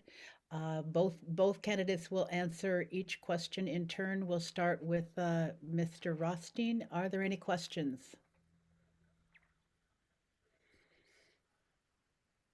Any questions? Any questions? I'm not seeing any. Is anyone else seeing hands raised? France. Mr. Rothstein, when do you sleep? A lot less, I suppose, than I like to. I suppose a good mid-afternoon nap really makes a difference. I'm very fortunate in the position that I'm in now. I do work from home. So I'm here on Capitol Hill. And that can make a difference, and it kind of gets me around a little bit more, because I don't have to worry about commuting most of the time. So I suppose that's how I'd answer that question. Go ahead, Carmen, if you want to answer that. Not sure that I have much to add, but I am impressed that Gabe is able to operate with so little sleep. So kudos to you. But in all seriousness, obviously I don't have the same challenges that Gabe has in terms of having late night calls. I've had that experience. I'm sorry, I'm sorry, that's someone who just needs to mute themselves. Oh, okay. I've had that experience being on homicide duty as well as being on felony duty, but I have to admit I am thankful to no longer have those responsibilities. Thank you, guys. Hannah. Yeah. So, well, sorry. Can you come back to me real quick? I have to close my door just to shut some noise out. Sure. And I see that I have two participants with a raised hand. Yeah, Madam Chair, I believe Janet Way had her hand raised. Great. And seeing that Jenna Wayne. Janet Way. Janet Way. There we go. Janet. I think we may be having some issues with her. Okay. What about Winona? Let's move on to Winona. Yes, hi, good evening. This is Winona. I am your PCO for the 32nd District and serve as the DEI representative for you. I'm pleased to ask each of the candidates this question. I'm aware that you're running for someone's seat, and I know that Mr. Newsom is running for Judge Gregory's Is there a seat. door open, Mom? Can you hear me? Yeah. Somebody needs to mute, but anyway, I am aware that you are running for Judge Gregory's seat, and he has currently endorsed you. And I just wanted you to speak to that, and I wanted to also know if there are other endorsements from the person's seat that you're seeking. Thank you. Thank you. So yes, Judge Gregory has been so kind and gracious as to endorse me. And if you know Judge Gregory at all, you know how kind he is, as well as his wife, Alice. So I'm very thankful for that endorsement. I think it means a great deal. I don't necessarily subscribe to the idea that there is a particular seat for a particular person, but I certainly understand the importance, again, of representation. So I believe I've answered your question. Obviously, there are other endorsements that I have. Judge Chess, who is also on Seattle Municipal Court, and then someone that I have a great deal of respect for, Kimmy Kondo, who is a former Seattle Municipal Court judge, who's retired, and I really appreciate having her support and her endorsement, as well as other judges like Judge McKenna and so forth. So I hope that I've answered your question. Yes, you have. Thank you so much. Do you want to speak to that, Gabe? Sure. Quickly, I did speak to Judge Gregory for about 45 minutes. When I put my name into the race, I did ask for his endorsement. Unfortunately, he did not give it to me. He gave it to Mr. Newsom, which I understand. I certainly understand the importance of diversity on our court. If you look at our Seattle Municipal Court, it is very diverse. And I think that's a really good thing. In terms of endorsements, I'm very happy to have the endorsement of Lori K. Smith. Of the appellate court, I have endorsements of a couple other appellate court lawyers, and I have endorsements from two of our Seattle Municipal Court judges so far. We'll see what else happens after that. I hope that answers your question, ma'am. Thank you very much. Thank you. Hannah, do you have your question now? Yes. So I think both of you gentlemen are interested in the holistic redemption of offenders. But if, say, they do not take to holistic care, how do you feel towards more stringent punitive actions or more stringent care? What is your stance on this? Let's start with Mr. Rothstein. Well, I mean, I think one of the issues and things we have to accept the fact that, like, I'm a big believer in treatment, and I think most people are, but at some point treatment doesn't work unless you actually want it. So at some point, like, you've got the carrot, which is wonderful. I mean, I've seen, in NA, they call it "don't leave until the miracle happens." I believe in that. At the same time, though, if someone's not following, you really are kind of run out of options. I don't believe, in prisons over treatment, but at some point there has to be something at the end of that that says, hey, there's consequences for your actions because there has to be accountability. And that's just a fact. Thank you, Mr. Newsom. I have to say I kind of agree with Gabe. It feels as though he has a very similar view as to me as to that, which is again, for most non-violent crimes, Go ahead. Go ahead. for most nonviolent crimes, I am certainly open to and would support someone getting what they need to come out of the system better than they went in. So I absolutely agree with that. But I think just as I believe Miss Owens pointed out in her question, sometimes there are folks who are not necessarily amenable to, frankly, improving. Maybe they're just not ready at that time. And unfortunately, sometimes that means that maybe these alternatives are not for them again at that time. And if that's the case, I certainly am comfortable rendering it in a sentence that I believe is appropriate. I don't necessarily want to be punitive because I have to admit I'm not a believer in that, so I can't go that far. But I certainly think something that holds someone accountable, that makes sure that the community understands that we care and we're actually interested in protecting the community and letting people know that the rule of law exists. Thank you. So Oh, question and answer. real quick, I want to apologize. I wasn't like shaking my finger at you, or if I don't know if that's what you thought. I just my kids ran in, Oh, and okay. so that's what I was gesturing for. So question and answer period is closed. Now we'll take the candidates one at a time. We'll start with Mr. Rothstein. Is there anyone who will speak for his endorsement recommendation?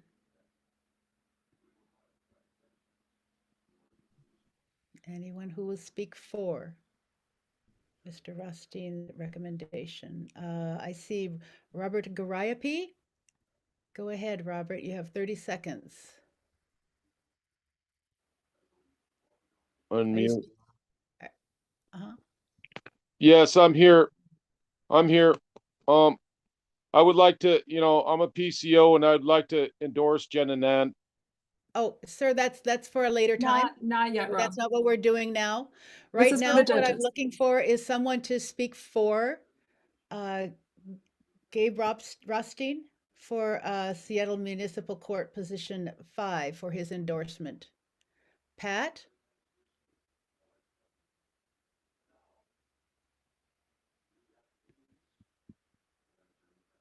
Pat? You're muted, Pat. You're recognized. I tried. I'm sorry. I hit it too many times.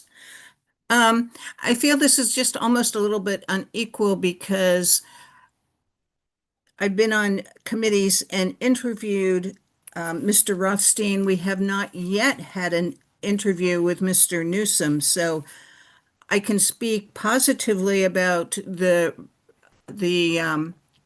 answers that Mr. Rothstein gave and his perspective on justice, his perspective on the court. I don't have anything yet to compare it to Mr. Newsom, so it's a little bit awkward. Okay. Is there anyone who would like to speak against the endorsement for Mr. Rothstein? Anyone who has a statement against?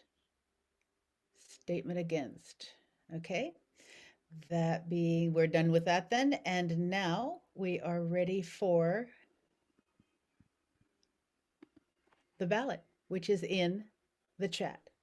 The link to the ballot in the chat. There we go. So now, is there anyone, well, while that's happening, we'll continue with statements for and against Mr. Newsom.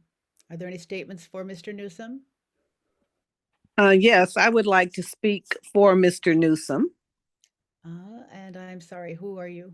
My name is Winona Hollins Haig. I'm a 32nd Great. PCO. Yeah, I know you want. I just don't see your hand or anything on the screen. Go right Okay. ahead. You have 30 seconds.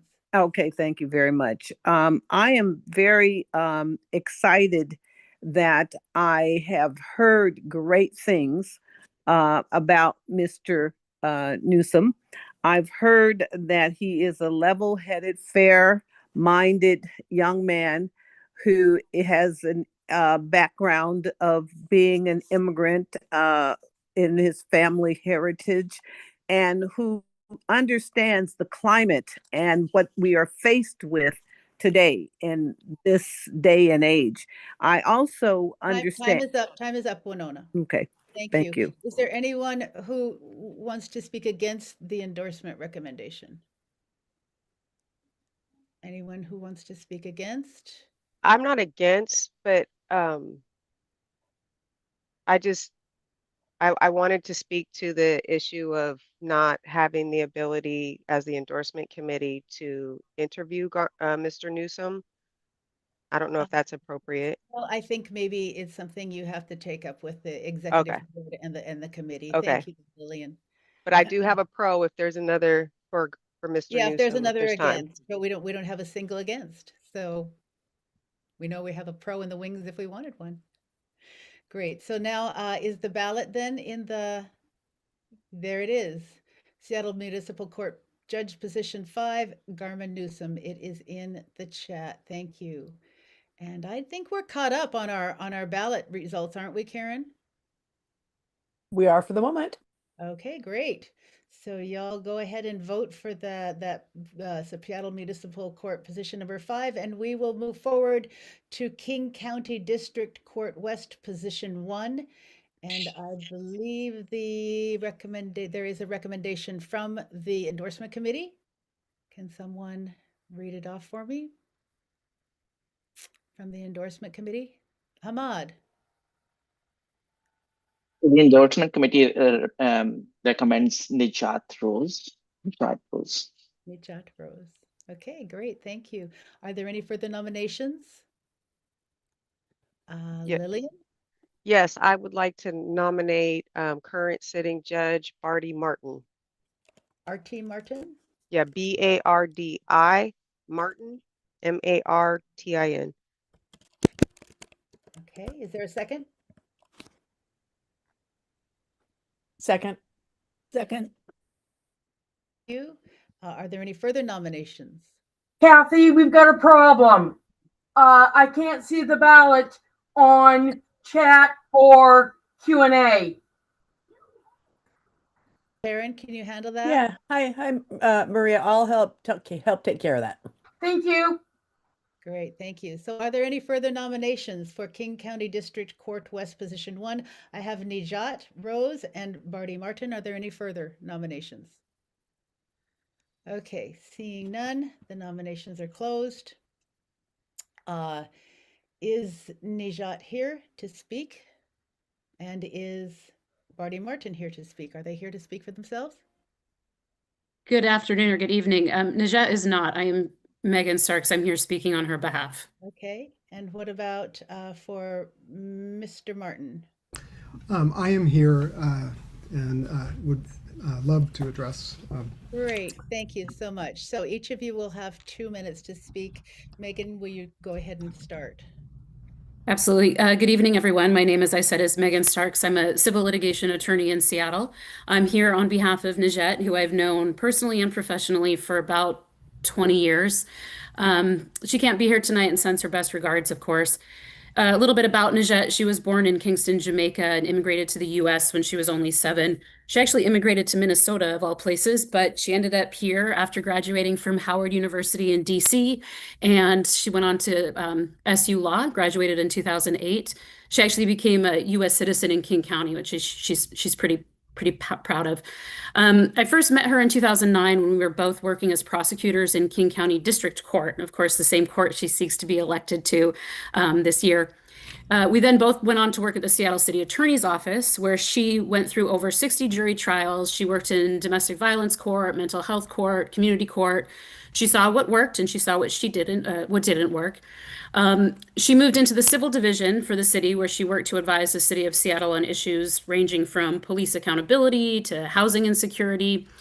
You know, I've seen Nijat speak about her desires to work on the bench, and she often refers to misdemeanor courts as the people's court, right?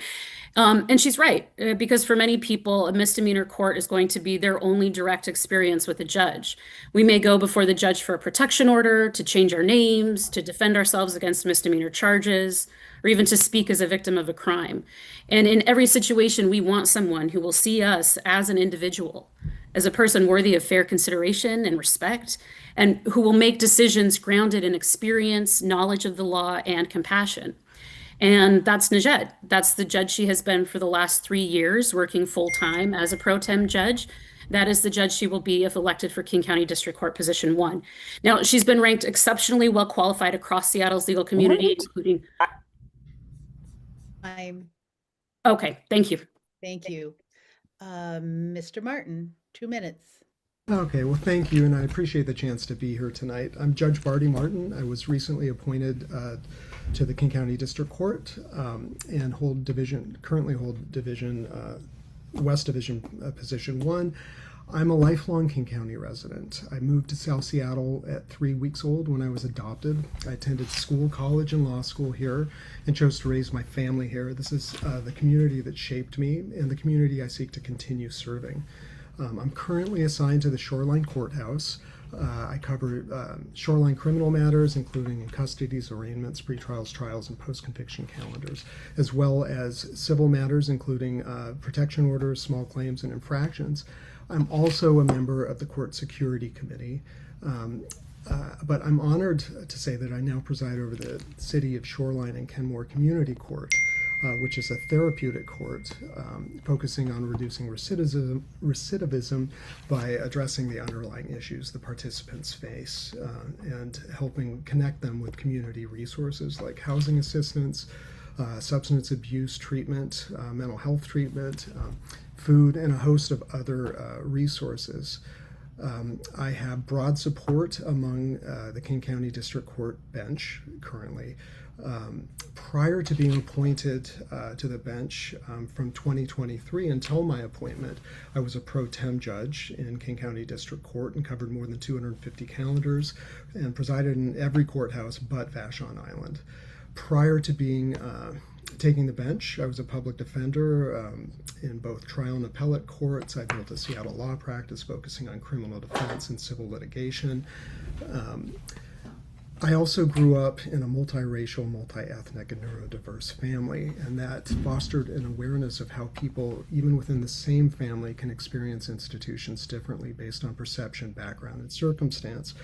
It fostered a genuine curiosity about people in me, regardless of their background, and that informs my approach as a judge. I strive to see each person as an individual and treat them with respect, patience, and impartiality. Time's up, Mr. Okay. Judge Martin. Thank you very much. You're welcome. So now we'll move to questions and answers. Every question will be answered by both candidates. Please frame your questions in such a way as that makes sense. So we'll start with Megan answering for Nijat. And are there any questions?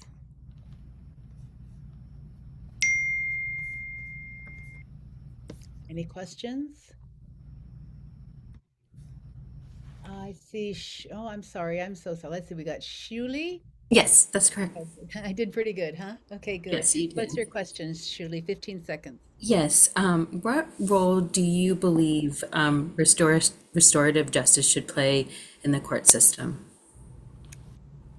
Thank you. That's a good question. And of course, I'll do my best to answer for Najat, but I've heard her speak about this a lot, actually, because it is very much prevalent throughout her experience working on these misdemeanor court levels. The role it plays is an important one, but it is a role that should be individualized for every person. There should not be a blanket approach based on a presumption or a stereotype. And we have to look at each person that comes before the court individually. And if restorative justice is something that fits for them and for their circumstance, that's the way to go. If it doesn't, for whatever reason, it's not the way to go. Thank you. And Judge Martin. Well, I think it plays a huge role in courts today. As I mentioned, I'm currently presiding over Shoreline Community Court, which I see every week how hooking participants up with community resources can help address the underlying problems that they face. The community court in and of itself, it primarily focuses on crimes of poverty, such as theft charges, criminal trespass charges, and really focuses on addressing giving people the ability to help themselves by accessing resources. And so and in mainstream criminal cases, addressing those underlying problems, such as substance abuse issues or mental health issues, is incredibly important for in reducing recidivism, and it's I've seen it work over and over again. Thank you. Are there any further questions? Any further questions? Any further questions? Okay, seeing none, I'm going to close the question and answer period. And now we will go to the debate portion. Is there anyone here who will speak for the endorsement of Nijat Rose?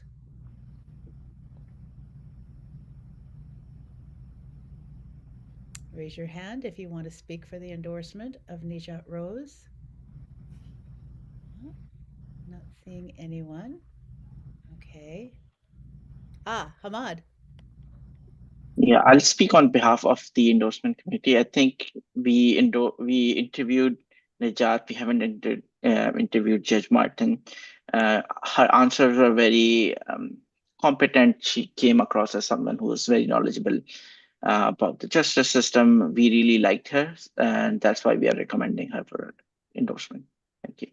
Great, thank you. Is there anyone who will speak against the endorsement? Anyone who wants to speak against the endorsement?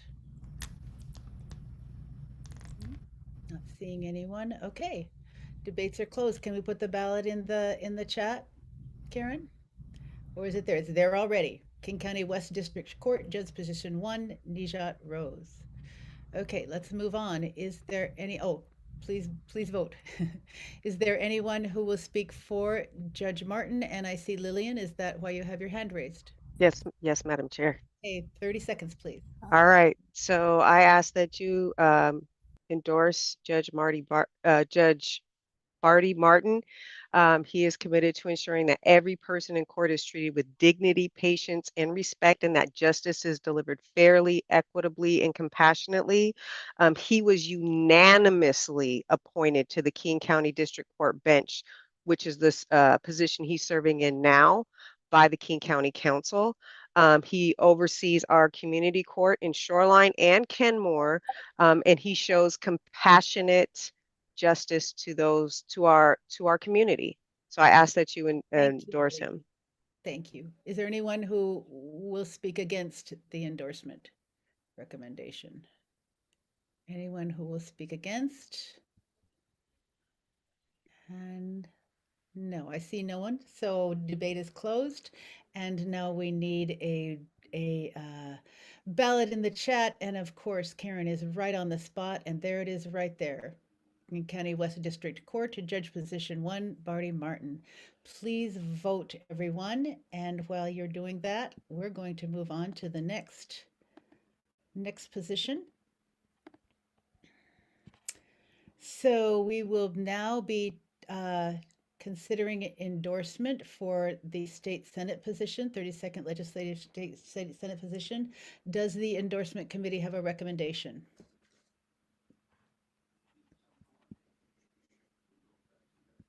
Oh gosh, I'm sorry. I see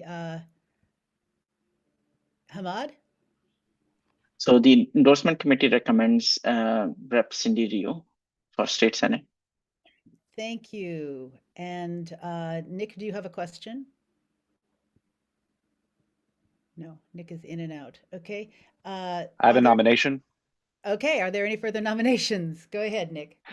Yeah, I'd like to nominate State Senator Jesse Solomon for endorsement by the 32. Okay. Is there a second? Second. Great. Motion a second for Jesse Solomon. Are there any further nominations? Are there any further nominations? Are there any further nominations?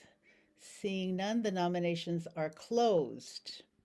Can we get Representative Ryu? And is there someone here to speak for Senator Solomon? Senator Solomon is here. Senator Solomon is here. He can speak for himself. Great, thank you. Okay, so you each get 2 minutes to address the body. We'll start with Senator Ryu, since you are our endorsed candidate. Yes, thank you so very much. Thank you for your recommendation for an endorsement. It has been an absolute honor to serve as your state representative over the past 16 years. When I first ran for Shoreline City Council in 2003, I go way back, you welcomed me, and I had the privilege of serving in 2004 as the 32nd LDDO's first campaign coordinator. And then you elected me to serve as your state committee woman until 6 years later when I was elected to Marilyn Chase's former House position, which I hold now. In the House, I served as the Housing Committee Chair. I introduced and passed many bills to help manufactured home communities stay open and affordable, to allow state and local governments to surplus their land for affordable housing and related services, and to increase various funding sources to build and maintain affordable housing units. As the Technology, Economic Development, and Veterans Committee Chair, I led on digital equity and in increasing broadband infrastructure, with $1 billion being deployed in the next 5 years to bring broadband to unserved and underserved communities. I also helped pass House Bill 2523, the Community Reinvestment Program, after 4 years of hard work by the Legislative Black Caucus. Now I am ready to bring my experience, proven results, and progressive values to the state Senate. And so I'm asking for your endorsement so that I may continue to serve the constituents of the 32nd Legislative District. I'm endorsed by Washington Education Association, Washington Federation of State Employees, former Representative Ruth Kagi, Representative Joe Fitzgibbon, Representative Roger Goodman, and Representative Jerry Paulette, among many, many others. I don't see the time. Do I have any more time? 3 seconds, might as well stop. All right, There thank you. go. Okay, Senator Solomon, 2 minutes. Thank you. I have appreciated serving as your senator for the last 8 years. And I want to tell you first what I've led on in the response to Donald Trump. I'm proud to have sponsored and helped pass a bill banning ICE face masks. In my history as a public defender and a prosecutor, the police I've worked with always identified themselves with badge numbers and with their face. And these ICE agents have not been doing that. That is illegal, and we cannot stand for it. I've also sponsored and helped pass a notice to workers when ICE is auditing a workplace. The rule now is that employers must notify their workers to give them a heads up. And then also I sponsored and helped pass a bill that requires warrants before ICE enters sensitive places like childcare centers, healthcare centers, churches, mosques, synagogues.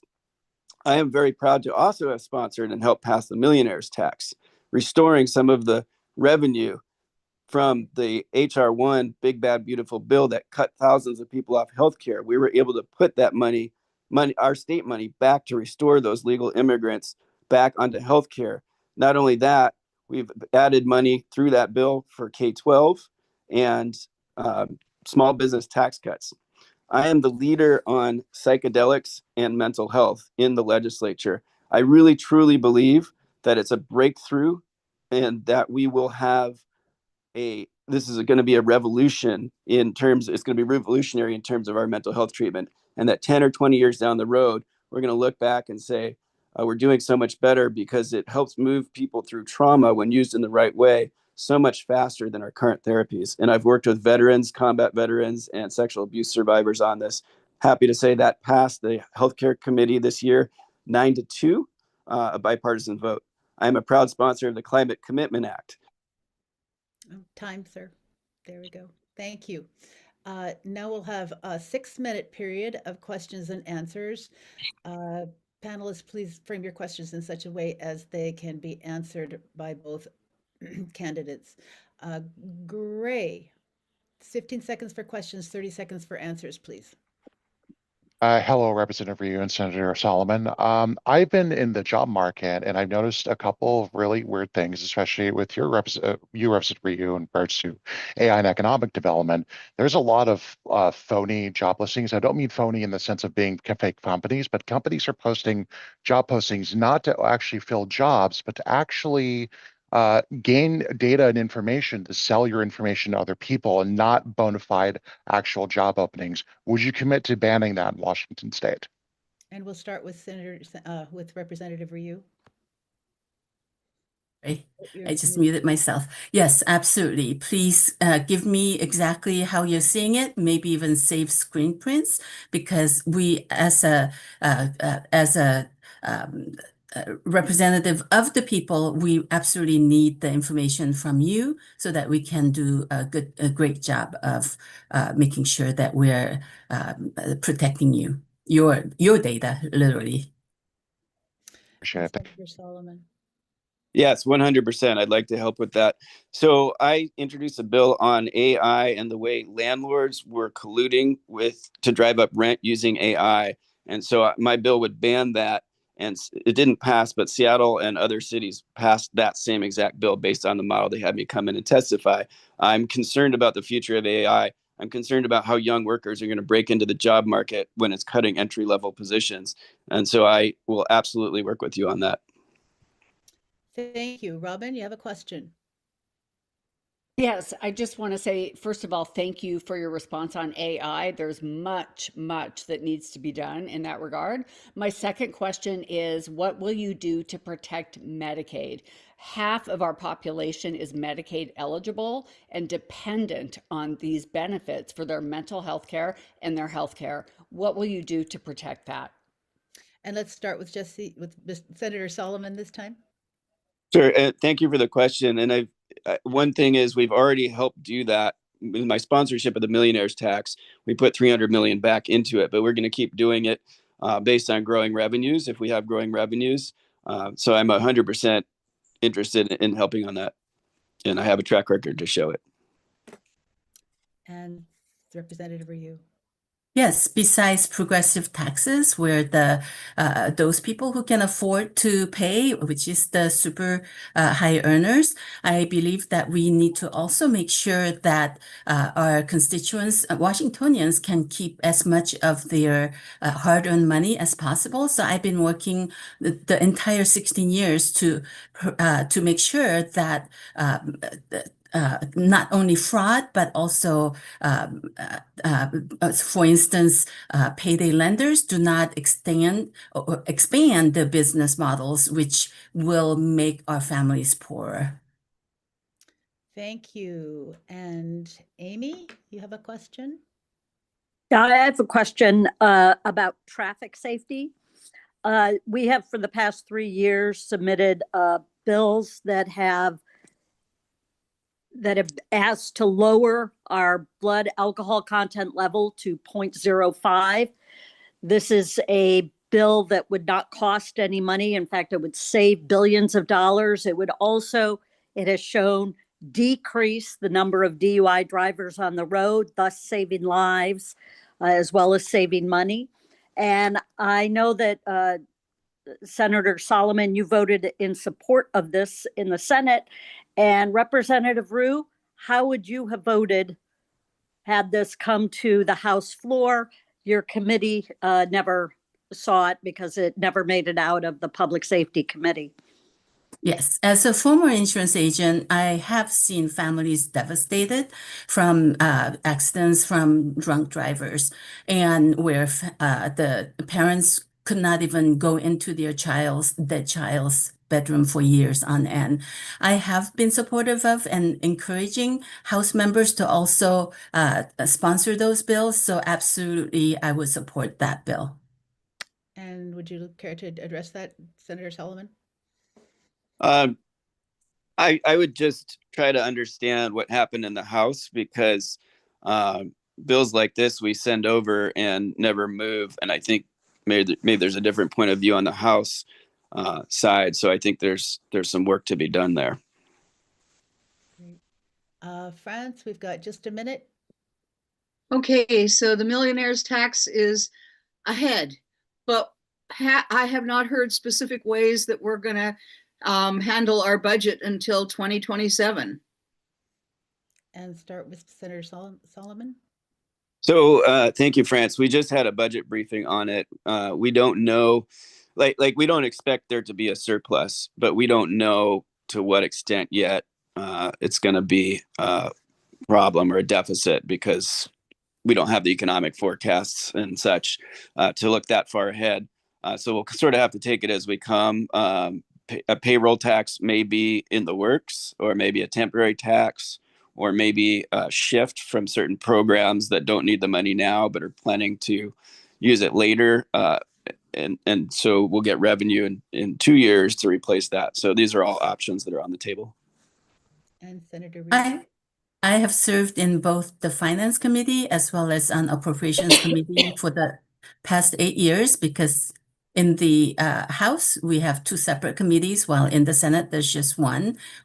And we have very difficult conversations about how to balance a budget, especially when revenue is constrained. I am for additional progressive taxes, such as taxes on intangibles. We tax real properties like real estate, property taxes on an ongoing basis. Why not the intangibles? Thank you, Representative Ryu. And so now questions and answers are closed. No.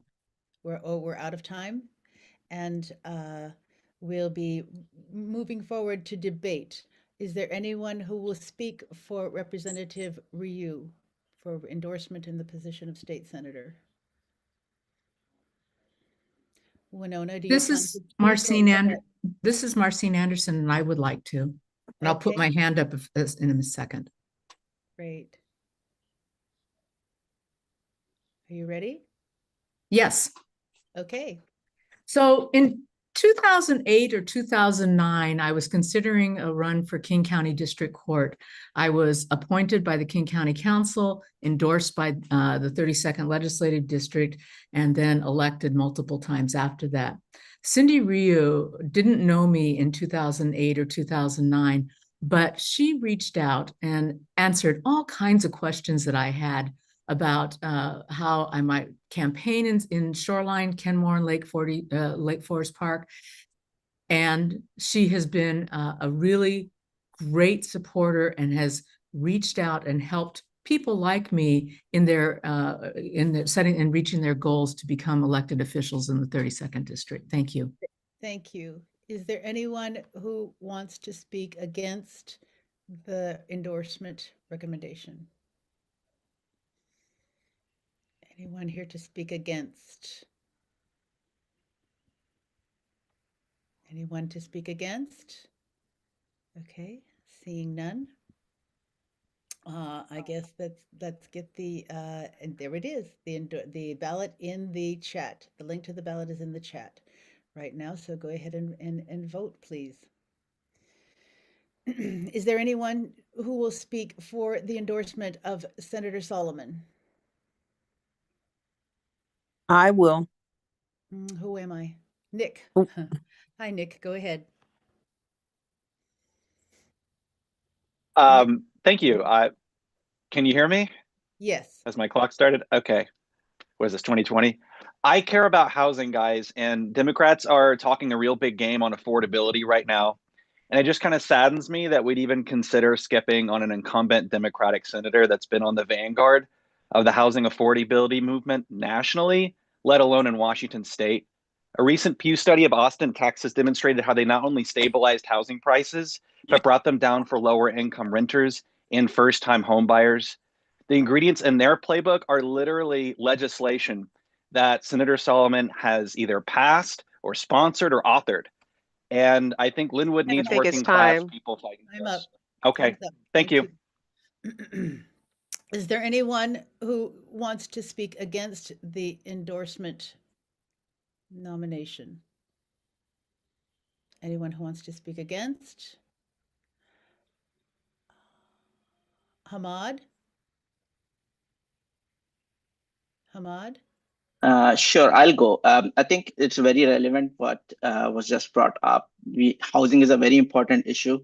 And to be very honest, Senator Solomon has been funded by a lot of real estate, realtors, rental companies. If you look at his contributions, he's funded by a lot of those people. I do not trust him with to do the right thing for us, the common people, when he's funded by the industry. Thank you. Thank you. Is there a second person who would like to speak against the nomination? I'm sorry, the endorsement nomination. Okay, we have a second person who wants to speak against. Is there a second person who will speak for Senator Solomon? I'll speak for him. And that is who? Bryce Owings. Okay, Bryce, go ahead. You speak for, and then we'll hear. Oh, I'm sorry, I missed the person. Who was it that was speaking against? Okay, Elizabeth Lunsford. Yeah. Yeah, go ahead, Bryce. I would like to add that not only does he have support from realtors, but he also has support from labor. I know that firsthand. I like that he's secured funds for schooling with an emphasis on special needs programs. I myself was a child in special needs programs and appreciate that he's supporting that. He's advocated for mental health, substance abuse treatments, and he's for out of the box solutions, which I think that we need to start thinking out of the box because obviously the path that we're going is not helping people. It's just putting people in other boxes to try it. Time, Bryce. Thank you. Thank you. So, Elizabeth Lunsford, you wanted to speak against? Yes, I do. Go, Yes, you got 30 ready? seconds. Okay, I called him, and talked to him about this. He has a reputation. Female staff do not like working with him. They don't feel safe working with him. And City of Linwood has an issue with violent white men on council, and terminology of the council president saying it saddens. Of course, he's going to do a manipulation tactic like that when a fellow misogynistic person in power is being threatened by someone who they feel they just feel superior against. Time's up, Elizabeth. Thank you very much. Thank you. Okay, so now there is a ballot in the chat. Still there one for Cindy Ryu and still one for Jesse Solomon and everyone. Hey, Kathy? Yeah, did I do something wrong? Yeah, can you not ask for people to speak to a candidate when we've just had our ballot and we're all going to the ballot? Because I wasn't able to raise my hand last time because I was halfway through filling out my ballot. Yeah, the issue, Francis, is that it's 8:42 and we still have a lot of candidates to get through. We kind of got to do this. We've kind of got to do this so that we're not here till midnight. That's the thing. Thank you, Madam Chair. Things are going quite smoothly on the ballot end. I just wanted to do a quick check that everybody's able to access the ballot that was having issues before. And if so, just please raise your hand or you can check with me. I know that I'm working with Janet Way right now. Anybody else who's having an issue, please just let me know. You have a second to show us any results, Karen?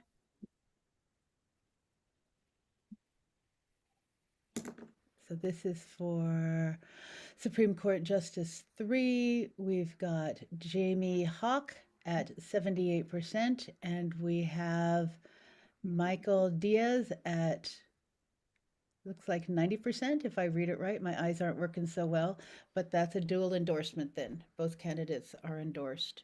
Then we have Seattle Municipal Court Judge Position 5, Gavin Newsom with 84%. And for the same position, Gab Rothstein with 75%. So that is a dual endorsement. Oh, we've got more. Let's see. We have King County West District Court Judge Position 1, Barty Martin with 81%. And King County West District Court Judge Position 1, Nijat Rose, and that's 83%. So another dual endorsement. Is that all, Karen? Great, thank you. Kathy? And a reminder also, Maria, I can send you the link to the ballots too. Thank you, because they're not coming up. Yep, I'll send you the link directly. Anybody else who needs them directly, please let Kathy know in the meeting. Also, a reminder to keep the chat clear. Thank you. Thank you, Kathy. Oh, can I just say one more thing, Chris? Of course. Oh, thank heavens you're here. That was what I was going to say. And right before the Cindy's spot, right, old spot. I just wanted to tell everyone that the results that you're seeing are preliminary. They're still be reviewed and audited prior to the final endorsements. And Chris, please take over. So we're at position 2. We are at State House of Representatives, position 1. Position 1. Oh, okay. Hmm. We are now, well, thank you, Kathy, for taking over while I was doing a tour of King County and King County Zoom links. Well, and as our endorsed candidate, we hope it went well for you, Chris. It was really successful. I got an endorsement from the 36th. I got an endorsement from the 47th and had a good conversation with the 12th, who was not endorsing today. So it's been a busy day, a busy evening. So thank you, Democrats, for continuing with us today. We have a couple more races. So I'm going to turn this over to our endorsement committee for recommendations for position 1.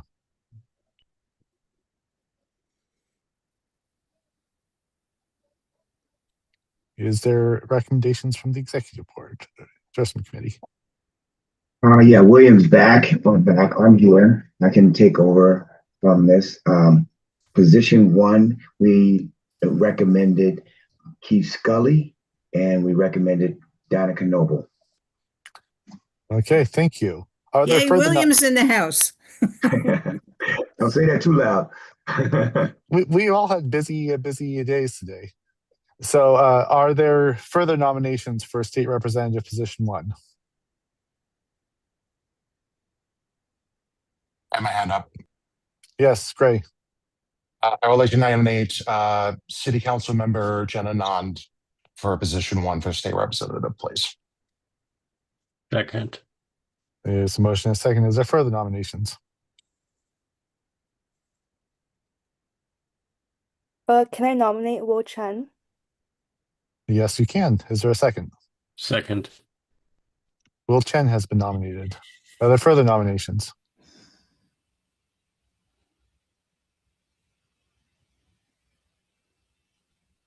Are there further nominations? I nominate Chris Bloomquist. Thank you. Is there a second? Second. Second. Okay, we have 5 candidates who are Democrats and all have turned in their questionnaires, so there's no other people to nominate here. So we'll start with Keith. Keith was nominated first, so Keith, you have a couple minutes. Thank you so much. Thank you for the time and the endorsement. And I appreciate the recommendation, and I appreciate all of you staying late. So I've been a PCO, first vice chair of this organization, way back when I was vice chair of the 11th District Democrats since 1998. And I found out today that I'm going to continue being a PCO since I was no one else filed to run against me. Judge Martin is actually in my precinct, so I'm grateful he can't run, so I didn't have to compete with the former bassist from Candlebox, which is one of his notes of fame. I have doorbelled for innumerable Democratic candidates. I have held signs, I have marched in parades, and I've helped make this party what it is. And I've done it for a reason. I share the values that we all share. I want to see things like universal health care. I want to see better funding for K-12. I want to see progressive tax. Those are the top 3 things combined with the environment that I think we all need to work together to do. I've served the city of Shoreline for 15 years, 5 years on the planning commission, and then 10 years as an elected council member. And I'm proud of the work we have done to advance those things that we could. We've made great strides in affordable housing, including mandating 20% affordable housing in all of our multifamily developments in the MUR 70 zone. We now have behavioral health crisis responders in the field responding to behavioral health emergencies, and we have a facility specifically designated for behavioral health because an emergency room or a jail is not the right place to be if behavioral health is the challenge. Counting my doorbelling today in Mount Lake Terrace 7, I'm at 5,696 doors. And what I do at those doors is I listen. And I've heard a lot from folks in this district who are ready for progressive taxation. They are ready to work to stop Trump. they are ready for K-12 funding. I'm delighted to have sole endorsements from Shoreline and South County's firefighters, Representative Ryu, Representative Paulette, Insurance Commissioner Kuterer, and then a whole bunch of other ones, some of whom I share, some of whom I don't. I'm up to 40 elected officials, and I'm proud of the work I have done to get those, and I would be delighted to receive your endorsement going forward. Thank you. Thank you. Danica. Hello, everyone. I'm Danica Noble. Thanks so much for the recommendation for the endorsement and for the chance to get to say hello to everyone here. I am a mom of 3 public school kids. I'm a lifelong public servant. I'm a proud union member, and I have been an attorney for the last 20 years with the Federal Trade Commission, where I've taken on some of the biggest companies in history, because when monopolies get too big, they underpay workers, they overcharge families, and they hollow out our communities. I've made this community my home for the last 18 years. It's where I'm raising my kids. It's where I am building my life. And this is a place that I've been pretty involved with the PTA. By the way, Shoreline PTA is the most active PTA in the state, but also PTAs in Edmonds and otherwise. And in the last 5 years while I was at the FTC, I was suing Facebook. And my part of the case was online harms for children, which is a pretty depressing thing for a mom to work on. But it also prepared me for this moment, which is we absolutely need folks with AI and technological background and policy chops in the legislature in order to make sure that it's not just folks on big tech's payroll that are there. In February, I spent the last 4 years spending 20% of my time with USAID.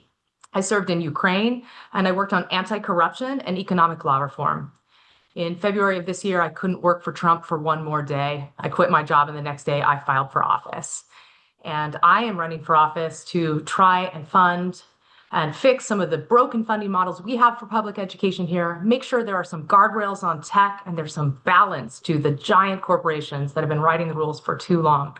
I've been enforcing affordability laws for 20 years, and that's the work I'd like to continue on behalf of this district in Olympia. Thank you. Thank you. Jenna. Thank you. Thank you for this opportunity to address the body. I know that there is an embarrassment of riches in terms of qualified candidates for the 32nd Legislative District State Representative Position 1. I think that you should consider me for endorsement because this seat has been held by a woman of color for 15 years, and I don't think that the voters are asking for less diversity in elected office. I was the first woman of color elected to Edmonds City Council. My parents immigrated to America in 1979 and bought their first home in America in Shoreline. I was raised in a union household, and I just found out today that I was endorsed by my parents' union, Washington Educators Association, which honestly brought a tear to my eye. I was so honored. On Edmonds City Council, I helped draft and pass what I call Arjan's Law, which is one of the first backyard breeding bans. I think my background as an animal rights activist means that I would bring a very different perspective to this role. We were all Democrats. We will all probably vote really lockstep on the major issues of the party that caucuses together, but you have the opportunity now to send somebody to Olympia with different ideas. And I think because I speak for my generation and my lived experience, I have very different ideas than some of the other people running. I would also champion lowering tuition costs, increasing access to healthcare, building climate resiliency into our communities, and funding real change to end homelessness. So I'll be straightforward. I just completed my treatment for breast cancer on April 24th. I'm reorganizing my campaign, and I will hit the ground really hard to win this race. I've been endorsed twice by the 32nd Legislative District Democrats in my previous Edmonds City Council races. And I am not running to protect the status quo. I'm running to be your change candidate. And you can trust me to deliver a message of hope for a better tomorrow if you send me to Olympia. So I hope you choose to endorse me for 32nd Legislative District State Representative Position 1. Thank you. Thank you. Will. Thank you so much, Democrats. Appreciate you giving me this opportunity to say hi and address the body. There are three things I like to share about me. I am an immigrant. I was born and raised in China. I came to this country when I was 24 years old on my own. I went back to school in Iowa, studied at a community college level and transferred to University of Iowa and my bachelor degrees and master degrees in accounting and my CPA. And then I became a big time auditor. I was working for Kimberly Clark Internal Audit and were able to help strengthening the internal controls for the Fortune 500 company. I stand for immigrant rights. I fought for immigrants' rights in 2021 when a Trumper told my mother-in-laws who had been immigrated to the US for almost 60 years to went back to her own country. When I learned about it, I was fired up and I organized a rally against hate. And I really appreciate many elected officials stand up alongside me and my mother-in-law, including Congressman Rick Lawson was there, many elected officials, including county and state and also local officials. The second things I like to share is I believe in fairness. I think everybody should pay their fair shares. It's absolutely make no sense for the high earners to pay only 4.1% and the everyday people are suffering for the affordability. So I'm running to bring a grounded, result focused approach to Olympia and will be honored to have your vote and your support. Thank you. Thank you. Chris. Thank you, everyone. Appreciate the opportunity. I'd like to share a bit about who I am, my values, and my life experiences to support my candidacy for state rep in the 32nd. Soy un chileno americano. I'm a Latino, a father, a startup founder, a degreed engineer, a youth sports coach, and a Chilean American. Part of how I see the world is through these multicultural and uniquely American roots. My mother fled Chile during Pinochet's terror regime in the 70s to live with her family in the Midwest. During that time, Chile lost its democracy for a generation, and our family sadly lost my grandmother to political tyranny. My mother's been a citizen for 50 years and now carries a passport to the grocery store for fear of ICE detainment. Believe me when I say I know how important and precious defending our democracy is. Trump's assault on our civil rights, our education, our environment, and our ability to hold free and equitable elections must be stopped. It's going to take courageous leadership to push back on federal overreach, and I'm proud that as a Latino, I was able to support Senator Valdez's demasking ICE bill in Olympia this session, which thankfully was passed into law. In terms of qualifications, it starts with my family's belief in volunteerism. My wife and I have co-led the Seattle chapter of the Iowa State Alumni Association. She's been the PTA president for Bobby Thompson, our oldest daughter, Paige, in the State House. I've been a volunteer leader for organizations like Year Up, Perscolis, PNW Climate Week, and the Katie Hall Foundation, and all these organizations strive for socioeconomic, environmental, and educational investments specifically for underserved communities. To be an effective state rep, it starts with not just knowing your community, but I believe truly living in it. Outside of my community service, I've been heavily involved in economic and career development.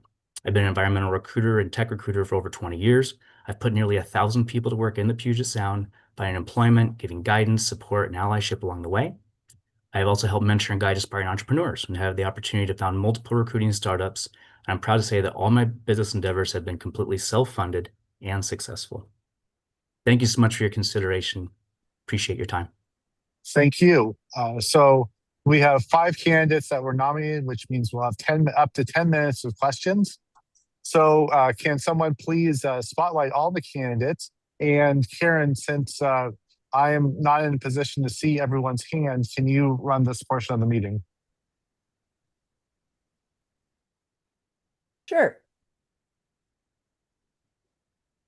All righty. Thank you, candidates, for stepping up for service. We're going to move on to the Q&A.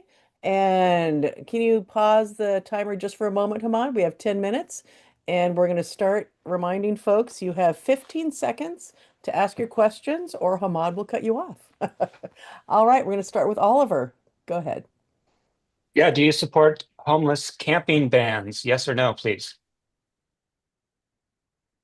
And go ahead, Keith, you start. We'll start with Keith, Danica, Will, Jenna, Chris, and then next we'll start with Danica, the way you are on the screen. Okay, go ahead, Keith. Absolutely not. And in fact, Shoreline has really promoted the use of private property and public property for encampments with a permit. I do not support homeless camping bans under any circumstances, and I am quite resentful of other cities that do, because that doesn't solve homelessness. All it does is make the lives of homeless persons worse, and it makes cities like Shoreline have to bear the brunt of accepting, providing services to a lot of folks because they aren't getting them in adjacent cities. Thank you, Danica. No, I don't support those bans. Will? The thing, homeless people are there. Every individual is different.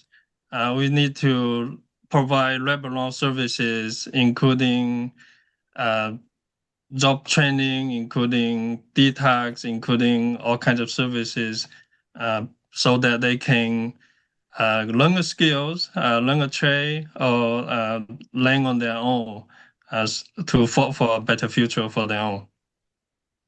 Thank you. Jenna? No, I do not. I actually wrote a letter to the Everett Herald defending Governor Inslee's ask for $100 billion to help rehabilitate people who were being swept out into different jurisdictions and being treated as somebody else's problem when they were experiencing the crisis of homelessness and they needed humanity and compassion. I absolutely do not. Thank you. Chris? I don't, and we shouldn't criminalize the homeless. To actually learn more about it, I made it a point to build a tiny home with Sound Foundations Northwest with a neighbor in my community. And I love data-driven solutions with results. That program is 97% effective because they have care workers there and they have safety for the homeless community themselves. So I'm a strong proponent of actually tiny home villages when they're managed properly. Thank you. Next question, Robin Fleming. Hi, thanks everybody for being here. We do have an embarrassment of riches indeed. Two questions. One, AI. How would you work to regulate it? It's just taking over our lives without our permission. Number two, a lot of what I hear is in order to raise money, we need to raise taxes to fund things. Right now, we are paying more for groceries, we are paying more for gas, and I can't imagine paying more for taxes. So can you cut programs? Can you cut bloated things like the Homelessness Authority that took millions of our dollars? Thank you, Robin. Thank you, Robin. We'll start this one with Danica. Thanks for the question about AI. I think that's one of the most urgent questions facing us, and I am happy to address it. So this year in Olympia, I worked on a few bills. One was Washington passed the strongest protections on companion chatbots with AI for youth. The legislature took 4 of my 5 amendments, and some of the ways that we moved to protect that was to ban certain manipulative design techniques. So this includes chatbots that pose as romantic partners or as health officials. So there's just some common sense guardrails that need to come because the federal government hasn't done anything on AI. The states are where the action is, and we have a few years to make sure that we can put people in front of machines. So I think this is pretty important. There are, I drafted the state PTA's policy on AI that was adopted by the whole body, and I gave Thank you, the keynote Danica. this year. We're keeping the responses at 30 seconds. Okay, sure. Okay, thank you so much. And Great. so we're going to continue on with Will. Same question.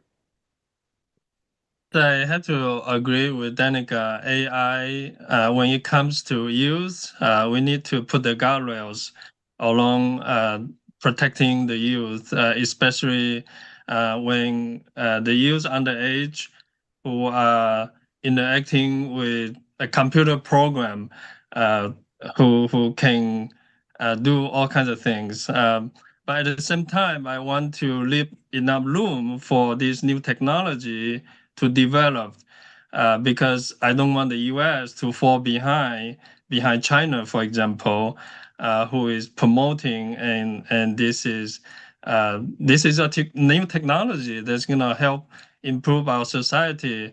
But absolutely, we have to protect youth. In terms of tax, Thank you, Will. I Thank you, think Will. okay. We're going a little bit Thanks. longer because I didn't, but 30 seconds. Thank you. Thank you so much. Okay. Jenna, you're next. Okay, so very quickly, I absolutely agree that we have to work with the tech companies, probably through the use of task force to address the problems and be able to regulate them through some sort of participation from their industries. So we're not quashing innovation, but we are making sure that they're not operating in the wild, wild west, because what continually happens is the tech companies come up with something and then it creates a huge amount of problems, and then government is left trying to constrain them, but the damage has already been inflicted. Secondly, I really appreciate your question, Robin, about regressive taxes, fines, and fees. And I think that there are very interesting models all over the world where we could start moving towards more progressive taxes, fines, and fees to lower the burden on the middle and working class. For example, in Finland, if you get a traffic fine, you get fined for a percentage of your salary and not a flat fine. And recently, And Jenna, we're at time now also. $1 traffic fine. Sure, thanks. Euro. Sorry, I tried to be gently to wrap up your sentence. Didn't mean to cut you off there. I am giving everybody a little bit of extra time since it's a complicated question. So, Chris, go ahead. As a degreed software engineer, as a father, and as an environmentalist, through all three of those lenses, I say we need to heavily regulate it. I'm not saying zero, but heavily regulated, and the regulations need to come from society, not big tech. So we don't know what's truth or real, and it starts with damaging our children and what they know to be true or real, and society. Environmentally, it's a power hog, it's a water hog. The rules and regulations need to come from the communities that they affect, and data centers are very complicated. They have small, medium, and large sizes, and how they are powered, especially they're behind the grid and not being regulated. Again, we need massive guardrails on this stuff. And as an engineer, I know how powerful and how controlling AI can be as well. And I have strong concerns. And again, it's all about regulation and working with industry and with community. In terms Thank of you, Chris. Thank you. And Keith, you'll wrap this one question up. Go ahead. Thank you. So very quickly on the first issue, because I think we're all basically in agreement on it. I was an environmental lawyer for a while, and now I do intellectual property. I completely agree with everybody here that we need guardrails on both the energy side, the environmental side, and the use side. But I want to address the budget question, because what I've heard at door after door is people are really feeling overwhelmed. And it's because of the regressive nature of the tax code, not the overall tax rate. We need to find a way to stop taxing elderly folks and folks on fixed incomes, either out of their homes or at best into a constantly lowering quality of life. So no more regressive taxes, and the millionaire's tax has to be the start, not the end of the changing conversation. And until then, we need to tighten our belts a little bit, and we need to rein in state spending until we get to a point where we can do increased taxes fairly. Thank you. Thank you very much. As there were two questions in that, I want to make sure that we've adequately allowed every candidate to answer both questions on the regressive tax. Did you all want to take just a couple seconds to make sure that you fully answered? Because Keith, you did, and I'm Yeah, do I get brownie points for getting them both in 2 minutes? you do get brownie points, absolutely. And so if anybody wanted 10 seconds just to say, Yeah. but I'm just going to say I'm really 10 seconds. Okay, Danica, go ahead. Yes, we are the seventh richest state in the nation. We are one of the most regressive, and we need to unregress our tax system, and so that people aren't feeling burdened by the tax system. Thank Agreed. you very Thanks for much. the extra time. Yeah, Will Chen, 10 seconds. Yeah, thank you. I'll just finish my sentence earlier. It's absolutely make no sense for the high earners to pay virtually 4%, virtually nothing, and the working family who are Thank you, paying Will. way more. So I am all 100% for reversing the regressive tax structure. Thank you, Will. Jenna? Yes, I think that we should look at some other countries that have adopted percentages and caps based on what everybody should be fairly expected to pay for regressive taxes, fines, and fees that are hitting different households very differently to make sure that Washington State is economically fair and a good environment. Thank you, Jenna. Thank you very much. And Chris? Big tech should be directly responsible for investing in AI and going right into our schools, our infrastructure, and our public safety. And Keith? Good, thank you. Okay, great. Thank you. We'll go on to the next question from Greg. Thank you. Thank you, Karen. I think we're at our time right now. Yes, we are. Even with 10 minutes, it goes really quickly. Very so next on our agenda, next is we'll do candidates in order. So the first is a motion to endorse Keith Scully for position 1. Yeah, again, I can't see people, so if people could, Karen can sort of help in identifying who is speaking first. Remember, 30 seconds for speeches. Sure, just a moment. So we're going to unspotlight. Thank you, candidates, so much for stepping up to do this. We're going to remove the spotlight as we go into the pro and con speeches for each nomination. But please do stick around. Just a moment.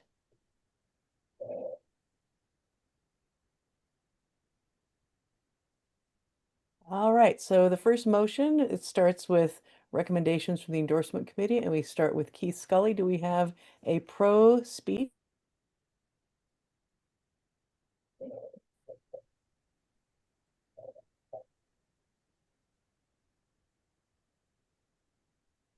Is Sally's hand up?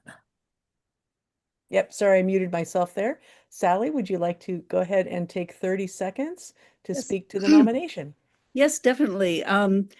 Keith Scully has had a long history of interaction at 32nd monthly meetings. For example, he came and spoke out strongly against the Edmond City Council legislation to fine homeless people $1,000 just for sleeping in the park. He has also come and talked about Medicare for all and keeping public schools public. And as Keith mentioned, he always participates in canvassing and in the 32nd precinct. I hope you will endorse Keith. Thank you, Sally. Do we have a con speaker for the motion? All right, seeing none, we can go ahead and go to the ballot. Pat, were you a con speaker to the motion? I am a con speaker. Okay, thank you. You have 30 seconds. I have 2 points. During the forum, Keith referred to, I'm confused by his support now of universal health care when during the forum he was saying, oh, maybe if a health crisis arises. And I didn't think that was an adequate answer, and I'm confused by the change in position now. Thank you, Pat. Is there one speech for, one speech against? We can do one more speech for and one more speech against. Correct. And we have Janet Way would like to speak for, as well as I'm assuming Hamad. And Janet, I'm asking you to unmute on the... Can you hear me now? Can everyone hear Janet? Can anyone hear me? Yes, we can all hear you. So Janet, you have... Thank God. Sorry. It's okay. All right, Technology. I've had a terrible time. That's right. You have 30 seconds now. Thank you. Keith Scully spent his whole career as a champion for the environment. He stood up for neighborhoods, stood up for the urban forest, stood up for historic preservation at Fircrest, human rights, workers' rights. But most of all, he wants to help the people in the 32nd to prosper and afford what they need for their families to thrive. He has the experience to get things done and stand up for democracy. Please support Keith. Thank you. Thank you very much, Janet. Glad technology worked for us in time. Is there a con speaker to the motion? Hamad, you have your hand raised? I'm not a con speaker per se. I just wanted to give a point of clarification. So the endorsement committee only recommended Danica. Keith was recommended by the board. And thank you, I think Hamad. it was not clear. Yeah. Thank you. So now we will, the pro and con towards the motion has ended. We will move to a ballot, and the ballot is in the chat. Next. Thank you, Karen. Yeah, I'll start it off. Next is the motion to endorse Danica Noble. Is there a speaker for? And Karen, again, please help with monitoring whose hand is first. Sure, absolutely. We have two. Shuli, are you speaking for? Wonderful. Oh, where'd you go?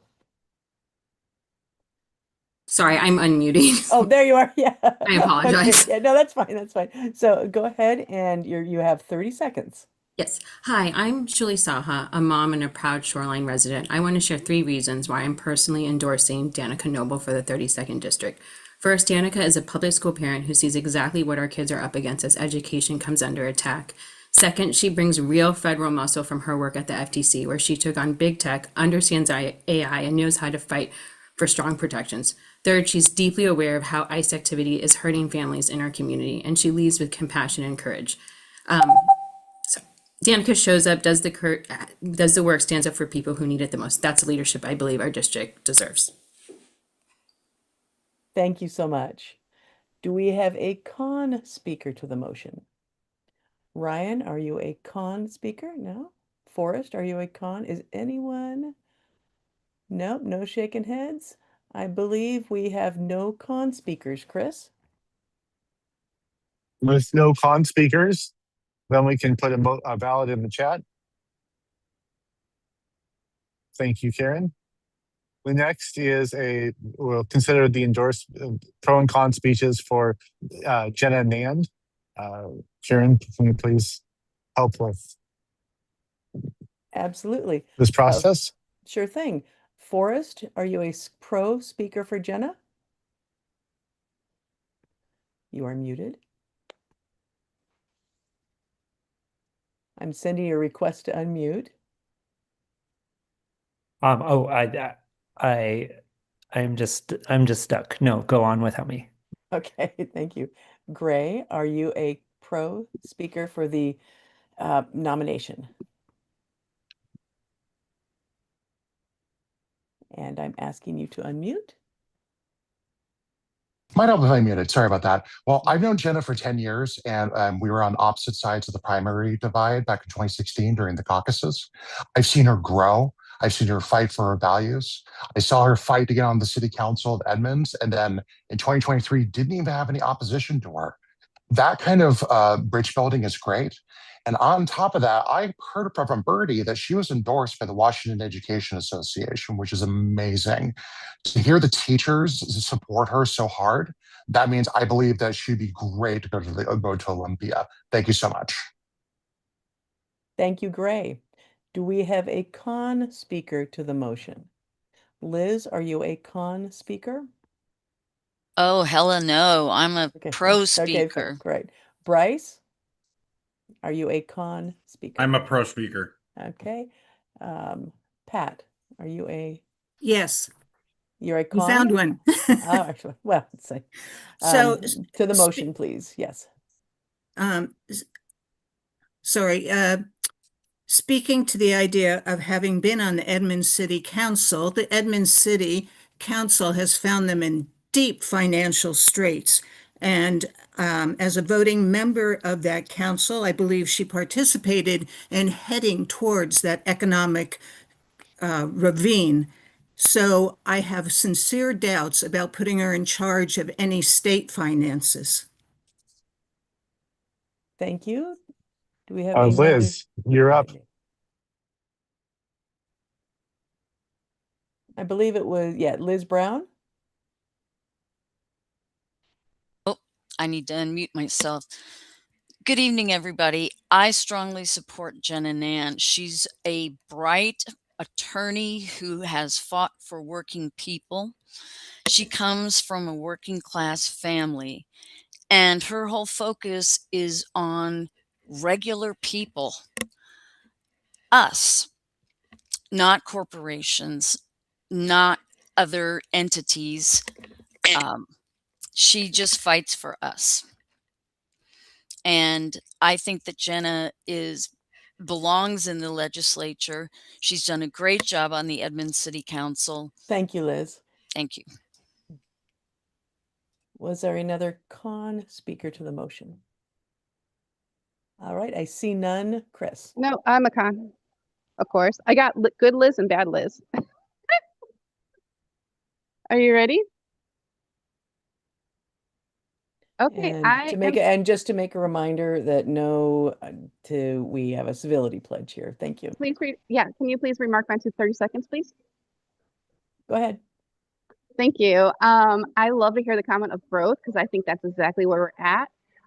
This is firsthand experience that was documented by a public comment of the harassment that Jenna did to a mother harassing her job that crossed a line. And to her, what I hope she learned from that is one of the constituents says, please do not contact her, just leave them alone. That was not the case, and the person had to resort to, other things in that she went and harassed people. Thank you, Ms. Lunsford. Time's And up. her employees. Chris, we have had 2 pro speakers and 2 Yeah. con speakers to the motion. Thank you. We've had 2 pro and 2 cons speakers to the motion. Karen, if you'd please put the ballot in the chat. Thank you. Next is speeches for and against the motion to endorse Will Chen. Is there a speaker for? And Karen, can you please help with this process? Sure. Please raise your hand if you would like to speak pro on this motion. Vivian Lau. Hi, my name is Vivian Liao. As a student, one thing I want to emphasize on his campaign is education. He supported and continues to support the school levies in both the Edmonds and Shoreline school districts, even going out of his way to convince voters to vote for it. He also helped to establish a second chance scholarship at Edmonds College in partnership with the Edmonds Rotary Club. And I think this is the kind of leadership that we need in the state today. Thank you. Thank you. Do we have a con speaker to the motion? Oliver? Okay, go ahead. Yeah, we can't send somebody to Olympia who supports banning homelessness. It's morally repugnant. Any of you who have met and know unhoused people know that this is just not something that they're choosing for themselves. And it's not a moral failure when somebody is unhoused. It's a function of our system that has made it so that we don't have enough housing. So yeah, I'm sorry. We just, Will, I like you personally, but we just can't send somebody to Olympia who has that kind of moral. Thank you, Oliver. Thank you. Yeah, thanks. All right, next, Pat, are you a pro speaker to the motion? Con. Okay, do we have a pro speaker to the motion? All right, Chris, we do not have another pro speaker, so we Thank you. Yes, can you please put the ballot in the chat? Thank you, Karen. Next is the motion to endorse Chris Bloomquist. Is there a speaker for? David Page, your hand is raised. Are you a pro speaker? Yes, indeed. All right. Can you hear me? Yep, just a moment. Let us get our timer to set your time back up. The egg timer. All righty, go ahead. I could have taken those extra minutes. So I've known Chris for 20 years, and originally it was through me being a tech worker, and tech workers go back and forth between jobs. And every time I would need one, I would go to Chris. And the reason that Chris is going to be such a great state rep is the same reason he was such a good recruiter. He knows everything about the jobs that he tries to get people, and he cares. He cares about people deeply, and he wants to know everything there is. Thank you, David. That time does go very quickly. Yeah, it does. Okay. Thank you very much. Fawn, are you a con speaker for the motion? No, I'm a pro. Okay. Do we have a speaker con for this motion? Patrick, are you a con speaker? No, it looks like we do not appear to have a con speaker for this motion, Chris. Thank you. Thank you, Karen. Will you please put a ballot in the chat? Sure. And I do just want to make sure that everyone has had the opportunity to vote on any of these motions. If they are willing, if they have any problems, please let us know. Can we have another pro speaker speak on behalf of Chris since he only got one? Our rules only apply if there's no con speaker. Got it. There's only one speech. Sure, got it. People did Thank know you, that though. you were. Okay. We're going to take nominations for State Representative position 2 next. And while we're doing that, please continue to cast your ballots for state endorsement motions for position 1. Did we have pro cons for Danica? Yes, we did. Oh, how did I miss that? Everything goes quick. I think there was one person who spoke for her, and that was it. Yeah, there were no cons for Danica. Okay. Okay, William, I'm going to turn this back over to you for our the endorsement committee recommendations. Okay, we have 2 recommendations for position 2, Representative Lauren Davis and Imran Siddiqui are the recommendations. Thank you. And since those are the only 2 candidates on the ballot, there will be no further nominations. We'll start with Representative Davis. You have 2 minutes.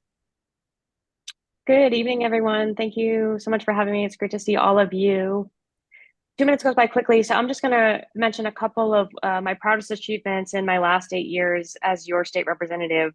The first is I was the architect of the Recovery Navigator program, which is the only behavioral health program available in every county of this state.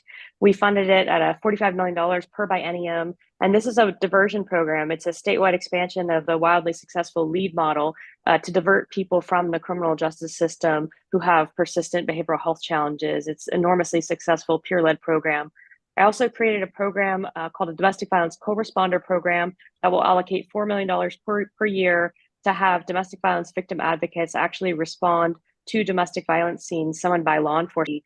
I've been a champion in the legislature on issues related to immigrant healthcare specifically, and led the effort in the House to preserve long-term care coverage for our immigrant neighbors this last legislative session. On paper, the legislature is a part-time job, but in practice it's not. And I've always worked it that way. In fact, I left my role as an executive director of a nonprofit because I felt like I wasn't being the type of legislator that you deserved. And I took a huge pay cut to do so and took an hourly role. I'm never satisfied in this work. I'm always looking for new things, new problems to solve. I've shown up for this LD for 11 years and come to as many meetings and potlucks and summer barbecues and holiday events as I could, and taken meetings with you. And I hope to earn your endorsement. Thank you. Thank you. And Imran. Hi, everyone. Thank you so much for being here tonight. We're living in a political moment that is clear-cut. We see it all around our district, at the doors we're knocking, at the No Kings protests, by the community care that's being given. People want more being done at a state level to protect the most vulnerable in our community. I have a proven track record of fighting for immigrant communities, and my team at Care Washington was just able to get someone freed from the Tacoma ICE detention facility this past week through a habeas corpus petition. We also beat Trump in federal court, impacting hundreds of cases. And when the governor and the AG sue this administration, it is me who's called in to stand again alongside them, alongside with many immigration activists, because of the casework that we provided as a basis for that lawsuit. At the same time, we need to stand up for working families in our district and beyond. It is great to see the millionaire's tax pass, but we need to also close the corporate tax loopholes that ensure that the state tax and ensure that the estate tax doesn't get rolled back even further, as this is potentially hundreds of millions of dollars in progressive revenue that isn't going to our schools to address the homelessness crisis, to address substance abuse problems, or to fund immigration legal services. Our political system has been overtaken by dark money and corporate interests, and the only way to turn things around is to stand firm against dark money in politics. That's why I'm the only candidate in this race who is 100% grassroots funded. All of this is why our campaign is resonating by so many. I'm proud to be endorsed by so many current legislators, such as Rep. Ryu, Farvar Trudeau, Rep. Cortez, Julia Reed, Charlotte Mina, and Sean Scott, who know that I'm the only candidate they can rely on to always put people first. Together, we can make Washington more affordable, build more housing, Trump-proof our state, and I hope to earn your support this evening. Thank you. Thank you very much. Since there's 2 candidates, we'll have 4 minutes of questions. So, Karen, can you please help facilitate the questions, please? Sure. All right. Are we ready with our timer? All right. Hannah, you have 15 seconds to ask a question. Yes, thank you. This is for Mr. Siddiqui specifically. Why is it that you deleted your Twitter account? right before running for this race? Was it to hide some sort of controversial statements, or? No, not at all. Thank you, Because Hannah. Elon Musk is profiting from uh, spreading hate and anti-Muslim bigotry across the world, and I don't want to give him any clicks or money. I stand by everything that I've said, and I haven't said anything controversial. Thank you. Next, we have Oliver. Yeah, for both candidates, do you support flock surveillance cameras in our cities? Yes or no? I do not support flock surveillance cameras. It can be used as a tool to, as a backdoor for locking up immigrant communities. So I'm completely against mass surveillance.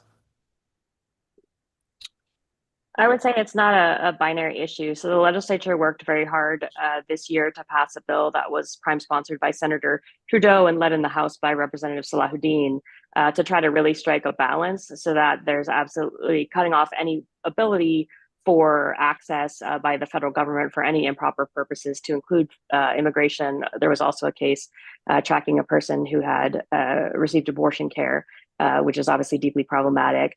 That being said, there's significant utility for solving crime. In fact, Seattle, the city of Seattle specifically, including our portion of the district, has a very, very high rate of violent crime, and their solve rate for homicides went up dramatically. I think you see the mayor currently struggling with how do you balance the concerns about privacy and public safety. I think it's a really nuanced, complicated issue that's difficult to answer in 30 seconds. Thank you, both candidates. Do we have any further questions? Hamad. There was a bill in the legislature this year about holding data centers accountable for the increase in power costs for regular people like me, and I saw that you voted against it, Representative Davis. Would you support a bill that if it comes again in the next year? And I have the same question for Imran as well. Yeah, great question. So the only concern that I had about that bill was I spent last summer on the National Night Out doing going around with our city manager and talking to people in Shoreline, and I asked people what I should be working on, and I had a resident in Shoreline tell me very painfully he recounted his experience when he was doing advocacy related to the spotted owl. And he regretted that in that effort, there was no support for economic development in rural communities, and it had decimated a way of life in rural communities. And he felt very guilty about that. And the bill before us, we heard very impassioned speeches about the miracle in Quincy and what had been done in rural communities, reducing poverty by 20 points. And so wanting to make sure that there is something that we think about unintended consequences of the legislation and how do we support rural economic development, particularly for communities plagued by poverty, while also addressing the very real concerns and needs around data center regulation. Thank Yeah, you. I mean, I think at the end of the day, I think we need guardrails around the AI industry. We obviously see that predominantly Black and Brown communities are hit by the wastage of water, as seen in Memphis and places like that. And we saw that it can potentially have adverse effects on the grid, the electrical grid of Seattle as well, using as much as 20% of the city. So any bill to, put guardrails around the AI industry, I would support. Thank you very much. Thank you And very much. Yeah, those great questions. And we are now at the point where we're going to have speeches for and against the motions for endorsement. And we'll start with the motion to endorse Lauren Davis for State Representative position 2. And I want to just say, Karen, Chris, I want to thank yeah. the candidates, and we're going to remove your spotlights again, but please do stay. I always forget that part. Yeah. And gosh. It's like my So controls once just people are unspotlighted, we will go to pro and con speeches. First for the motion to endorse Lauren Davis.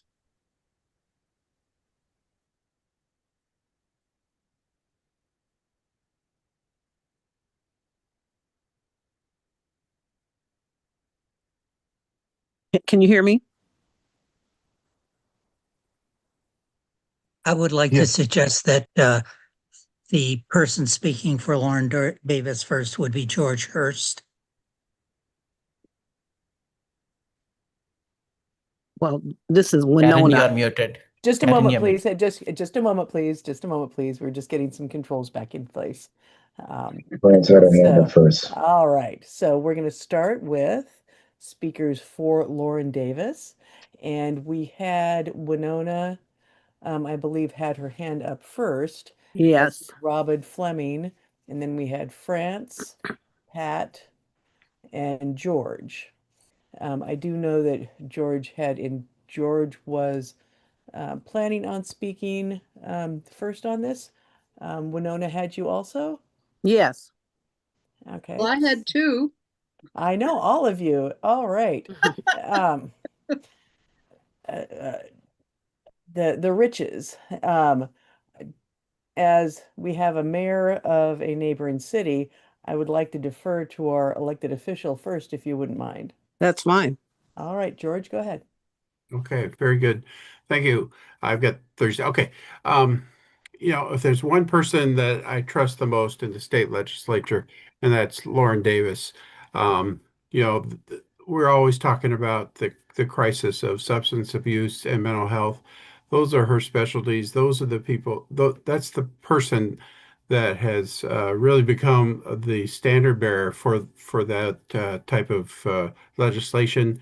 And I could think of no other better person to continue to be in the legislature than Lauren Davis.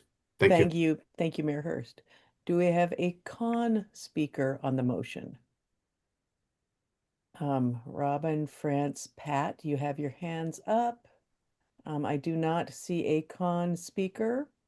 Chris, I do not see a con speaker. Yes, you do. Elizabeth Lunsford has her, and Marilyn Chase both have, and Oliver. Okay, we have con speakers. Oliver, would you like to go next? Sure. I think we just we know the concerns around Lauren's support for flock surveillance cameras. We know about the vote that she made where she essentially killed the AI data center bill this year. And, she's been taking money from healthcare PACs and pro-police PACs. And yeah, so I think there's some concerns here that voters should really know about. Thank you. Thank you, Oliver. Thank you, Oliver. Winona. Yes, I'm speaking pro for Lauren Davis based on my being a retired clinical therapist myself. And basically looking at the way she has supported Grandmothers Against Gun Violence, of which I've been involved in for the last 12 years, which is now Grandmothers for Gun Responsibility. And so I am really concerned that we have to have people that advocate to reduce domestic violence and to also bring the causes to attention for crisis issues and mental health. Thank you. Marilyn.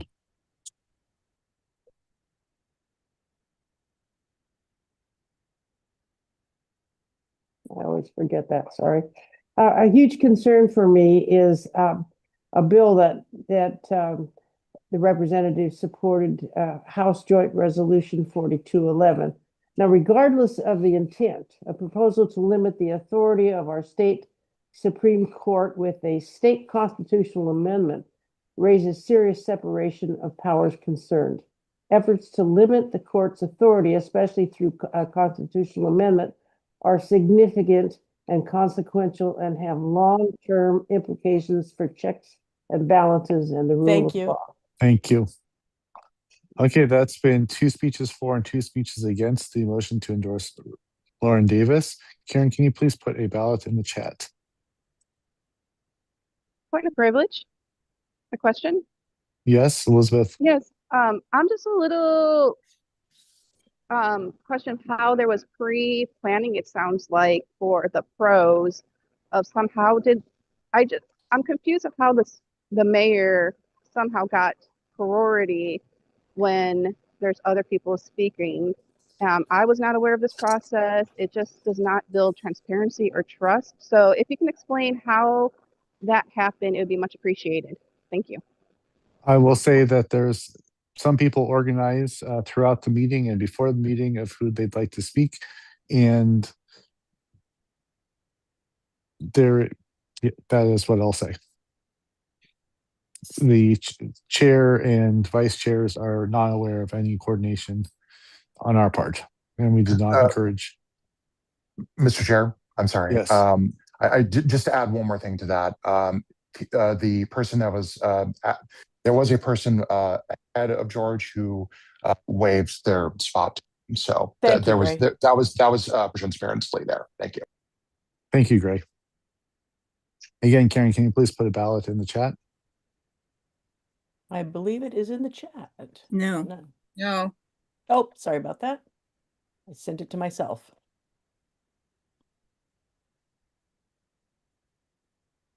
There you go. Thank you. Now we're at the motion to it's a long day. We're at the motion to endorse Imran for state representative position 1 or 2. Chair, Yes. I got into the meeting late, and I was here for the Jenna vote for Jenna and the second one after that, and I didn't have anything in the chat. So is it?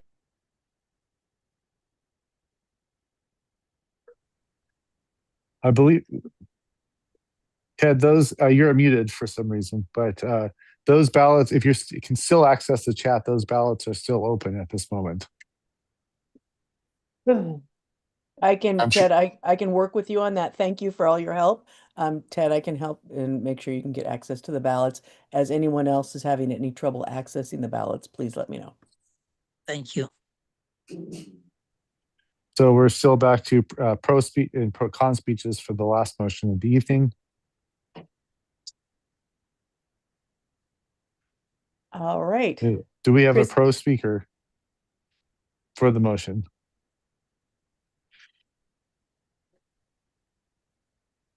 I saw Marilyn's hand up first. Okay. Yeah, Marilyn's, yeah. Marilyn. Thank you. Thank you. You know, we have two serious candidates before us, and I want to not acknowledge that both of them have demonstrated a commitment to public service. What I see in this race is a clear contrast in approach. The question is not who is who. That's my dog.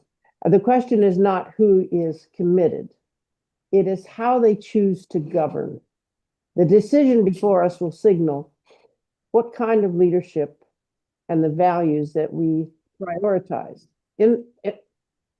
I strongly urge you to support the endorsement of Imran Siddiqui. Thank you, Marilyn. Bryce, are you a con speaker? Yes. Okay, Bryce. Just real quick, he had an open seat in his district and he decided to run against an incumbent that has been very loyal to the Democrat Party. Just want everybody to know that. Thank you. Robin, are you a speech for? I am a speech for Lauren Davis. We're at motions for, so this is an old hand. So you're a con on this motion to endorse? To endorse her opponent? Imran Siddiqui. Yes. Okay, so we'll wait for you for a second. I don't have a statement. Hold on a second, Robin. Okay. Pat, are you a speech for or against? Against. Hamad, is this speech for? I'm for, yes. Okay, Hamad. Okay, we start the timer. So we need a fighter in Washington State Legislature who's going to fight for us. Imran is a proven civil rights leader. He's a fighter. He's taken on Trump administration in 2016. He has taken on the Trump administration in 2024-25. He has been fighting for our rights. He's taken on ICE. He's taken on the illegal detention of lots of immigrants. He has proven results. He has delivered a lot of results. He just talked about someone who he got out of detention. So again, Thank you. thank you for your consideration. Robin, we'll give you the floor, or I can turn it over to Pat. Yeah, I'll take the floor. I am totally pro for Lauren Davis. She has been there for us. She hears us. She sees us. Can you please speak to the motion to endorse Imran Siddiqui? No, I can't. I'm speaking Okay. for Lauren Davis, and I would Okay. like to have an opportunity. Sorry, this is an opportunity to speak for or against the motion on the floor. And we do have our endorsements about the motion, not for the race. Pat. Thank you. Yes, someone without experience, but a lot of words. They promote themselves as fighting for immigrants, and yet I have checked, and there has been no collaboration across the community with our Latina friends, with our Indigenous friends. There is only one immigrant group that is of primary interest, and I don't think that serves our district well. There's also no healthcare experience, and we are in a crisis right now. Thank you, Pat. Okay, so we've had 2 speeches for, 2 speeches against the motion to endorse Imran Siddiqui. Karen, can you please put a ballot in the chat?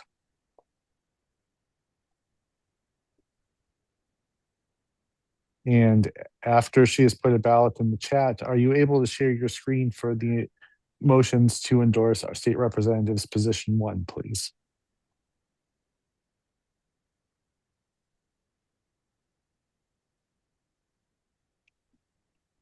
We're almost there, everyone.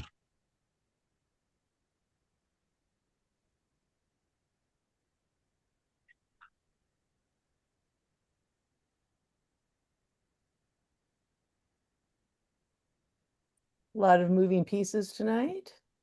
So how about we start with the Senate race? Oh, sorry, I was not here. I thought the Senate race was already. We have, for the Senate race, Representative Cindy Rios received 62%, and Senator Jesse Solomon has received 56%. Again, we will validate these.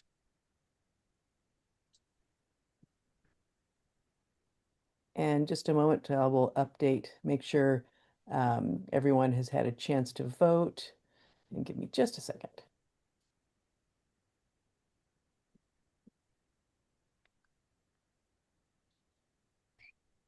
I do want to congratulate all of our endorsed candidates. And if you're a PCO, I encourage you to work with our PCO committee and help tell your neighbors about all our wonderful endorsed candidates this year.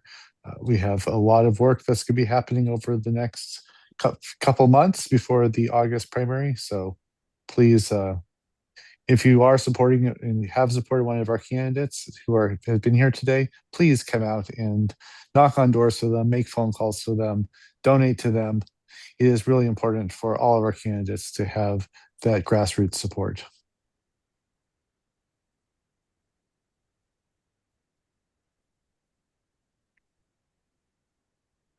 And I also want to thank everyone for sticking with us through this entire process. I know it's been a long evening. Let's just say we are much better than some of our neighboring districts in terms of how quickly we've gotten through these. And we've gotten through a lot. Careful. You're running for this district too. Surely you jest. It's not over until the final gavel. Yep. Well, I mean, I could gavel right now and we'll be. No. We almost have the results. I've just had to Don't call me Well, I Cheryl. mean, the results happen regardless of whether I gavel out or not. So. And yeah, great. Oh, I was just going to say that. Sorry for the interruption. I also and congratulations to our endorsed candidates, but also even if you haven't been endorsed by the committee for by the group for whatever reason, as someone who actually ran for state legislature like 6 years ago against an incumbent when I was recommending the endorsement committee and things got flipped on the floor. Also, thank you for taking the time, even though sometimes it doesn't work that time. Sometimes it works the next time. It's just the way things go. And I hope, regardless of what happens, people can walk away and still be friends by the end of it. Thank you. Thank you. Ted, is this a good of the order? I just wondered if I could, I was just interested in the Jen and Ann race that hasn't been called yet, that I could put in a yes vote for Jenna. I have not seen it come up in the chat, and so I would like to go back to that one and add mine verbally if I could. You're certainly, yeah, you can, definitely. Sorry, Ted, I thought that got to you. So Nilu, I see your hand up. Yes, thank you. I just wanted to thank everybody for the endorsement this evening and thank you for your participation in democracy as someone active in the 46th. I know this takes up a lot of time, but it's really important and I wish all the candidates the best of luck and hope we can all stay in relationship together as we have a lot of work to do as Democrats. So thank you again. I will do my best to continue to earn your endorsement and please feel free to reach out to me anytime. Good night. Thank you. Representative Ryu. Congratulations. Yes, thank you so very much. I really appreciate it. I am working super hard so that I can win this race. So I would really love to connect with you if you'd like to volunteer for my campaign. Thank you. Thank you. William, thank you for all the work you've done as chair of our endorsement committee. So I'll turn the floor over to you. Here, Yeah, here. this is for good of order. First of all, I want to congratulate those that were endorsed by this wonderful LD. Congratulations. I also want to congratulate all of you who were not, but were part of the process and are part of the process. It is a long campaign, go to August, and then a few of you will go on to November. So keep doing what you're doing, work hard. I really appreciate the work that you all are putting into your campaigns. I also want to take this time because I wasn't on at the beginning, and I believe you probably already did this. I want to thank my committee.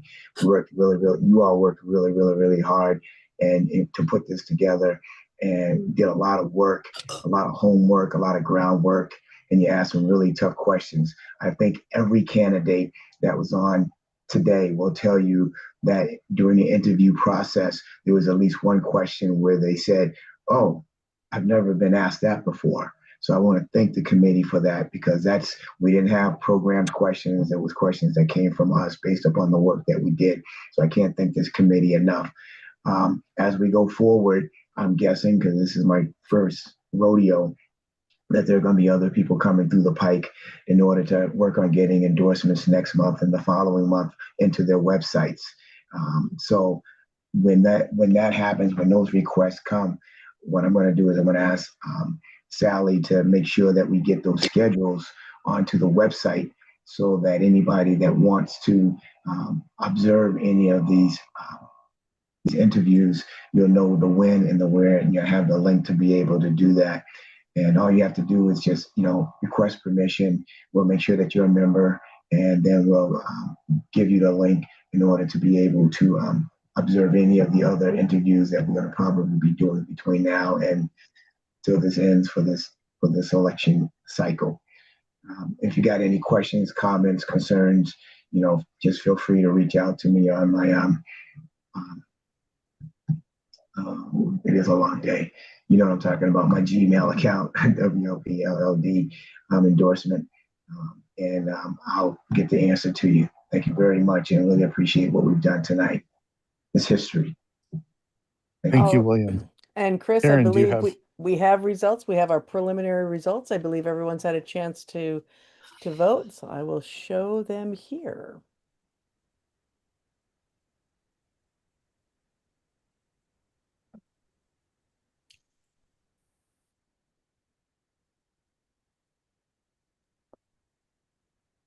Looks like Keith Scully is at 52% yes. Danica Nobles is at 43% yes. Chris Bloomquist is at 51% yes. Will Chen is at 20% yes, and Jenna Nand is at 32% yes. So it looks like we have no endorsement for state representative position 1. Looks like Lauren Davis has 70% yes, and Imran Siddiqui has 50% yes. So congratulations, Lauren, and congratulations to all our endorsed candidates. So is there any further good of the order?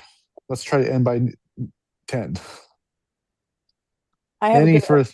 I Yeah, do. Karen. I just would love to make sure that we're paying attention to the no hate in our state. There's 2 ballot initiatives that are very heinous that I want to make sure we take a position on at the next earliest opportunity. Not necessarily this evening. And also for those Snohomish County folks, there's some Snohomish County Charter Review positions, which are also very heinous. I was able to testify on one of them right before our meeting, and I would be happy to share some information on that at our next meeting when it's not 10 o'clock. Thank you, Karen. I also want to thank Kathy Baylor for running the meeting in my stead. She is an amazing vice chair, and we would not do anything without her. So thank you, Kathy. Thank you, Karen, for running the ballots and doing the back end today. Again, this district, we are a well-functioning district because of so many volunteers that we have. Thank you, William, for leading the endorsement committee. Thank you for the endorsement committee for all the hours you've spent interviewing candidates. Thank you to Ted and Marilyn and Pat and Lillian for doing double duty, as they're also members of the King County and Snohomish County endorsement committees. And Ahmad, thank you for running the timer today. And thank you for everyone who filed to be PCO or had to know someone, recruited someone to be filed in their PCO. We got 101 PCOs filed this year, the best ever in the 32nd. We just behind the 46th in terms of number of PCOs filed in the state within the Democratic Party. So thank you to all of you who filed. It's going to be really important as we take back our country. So thank you very much.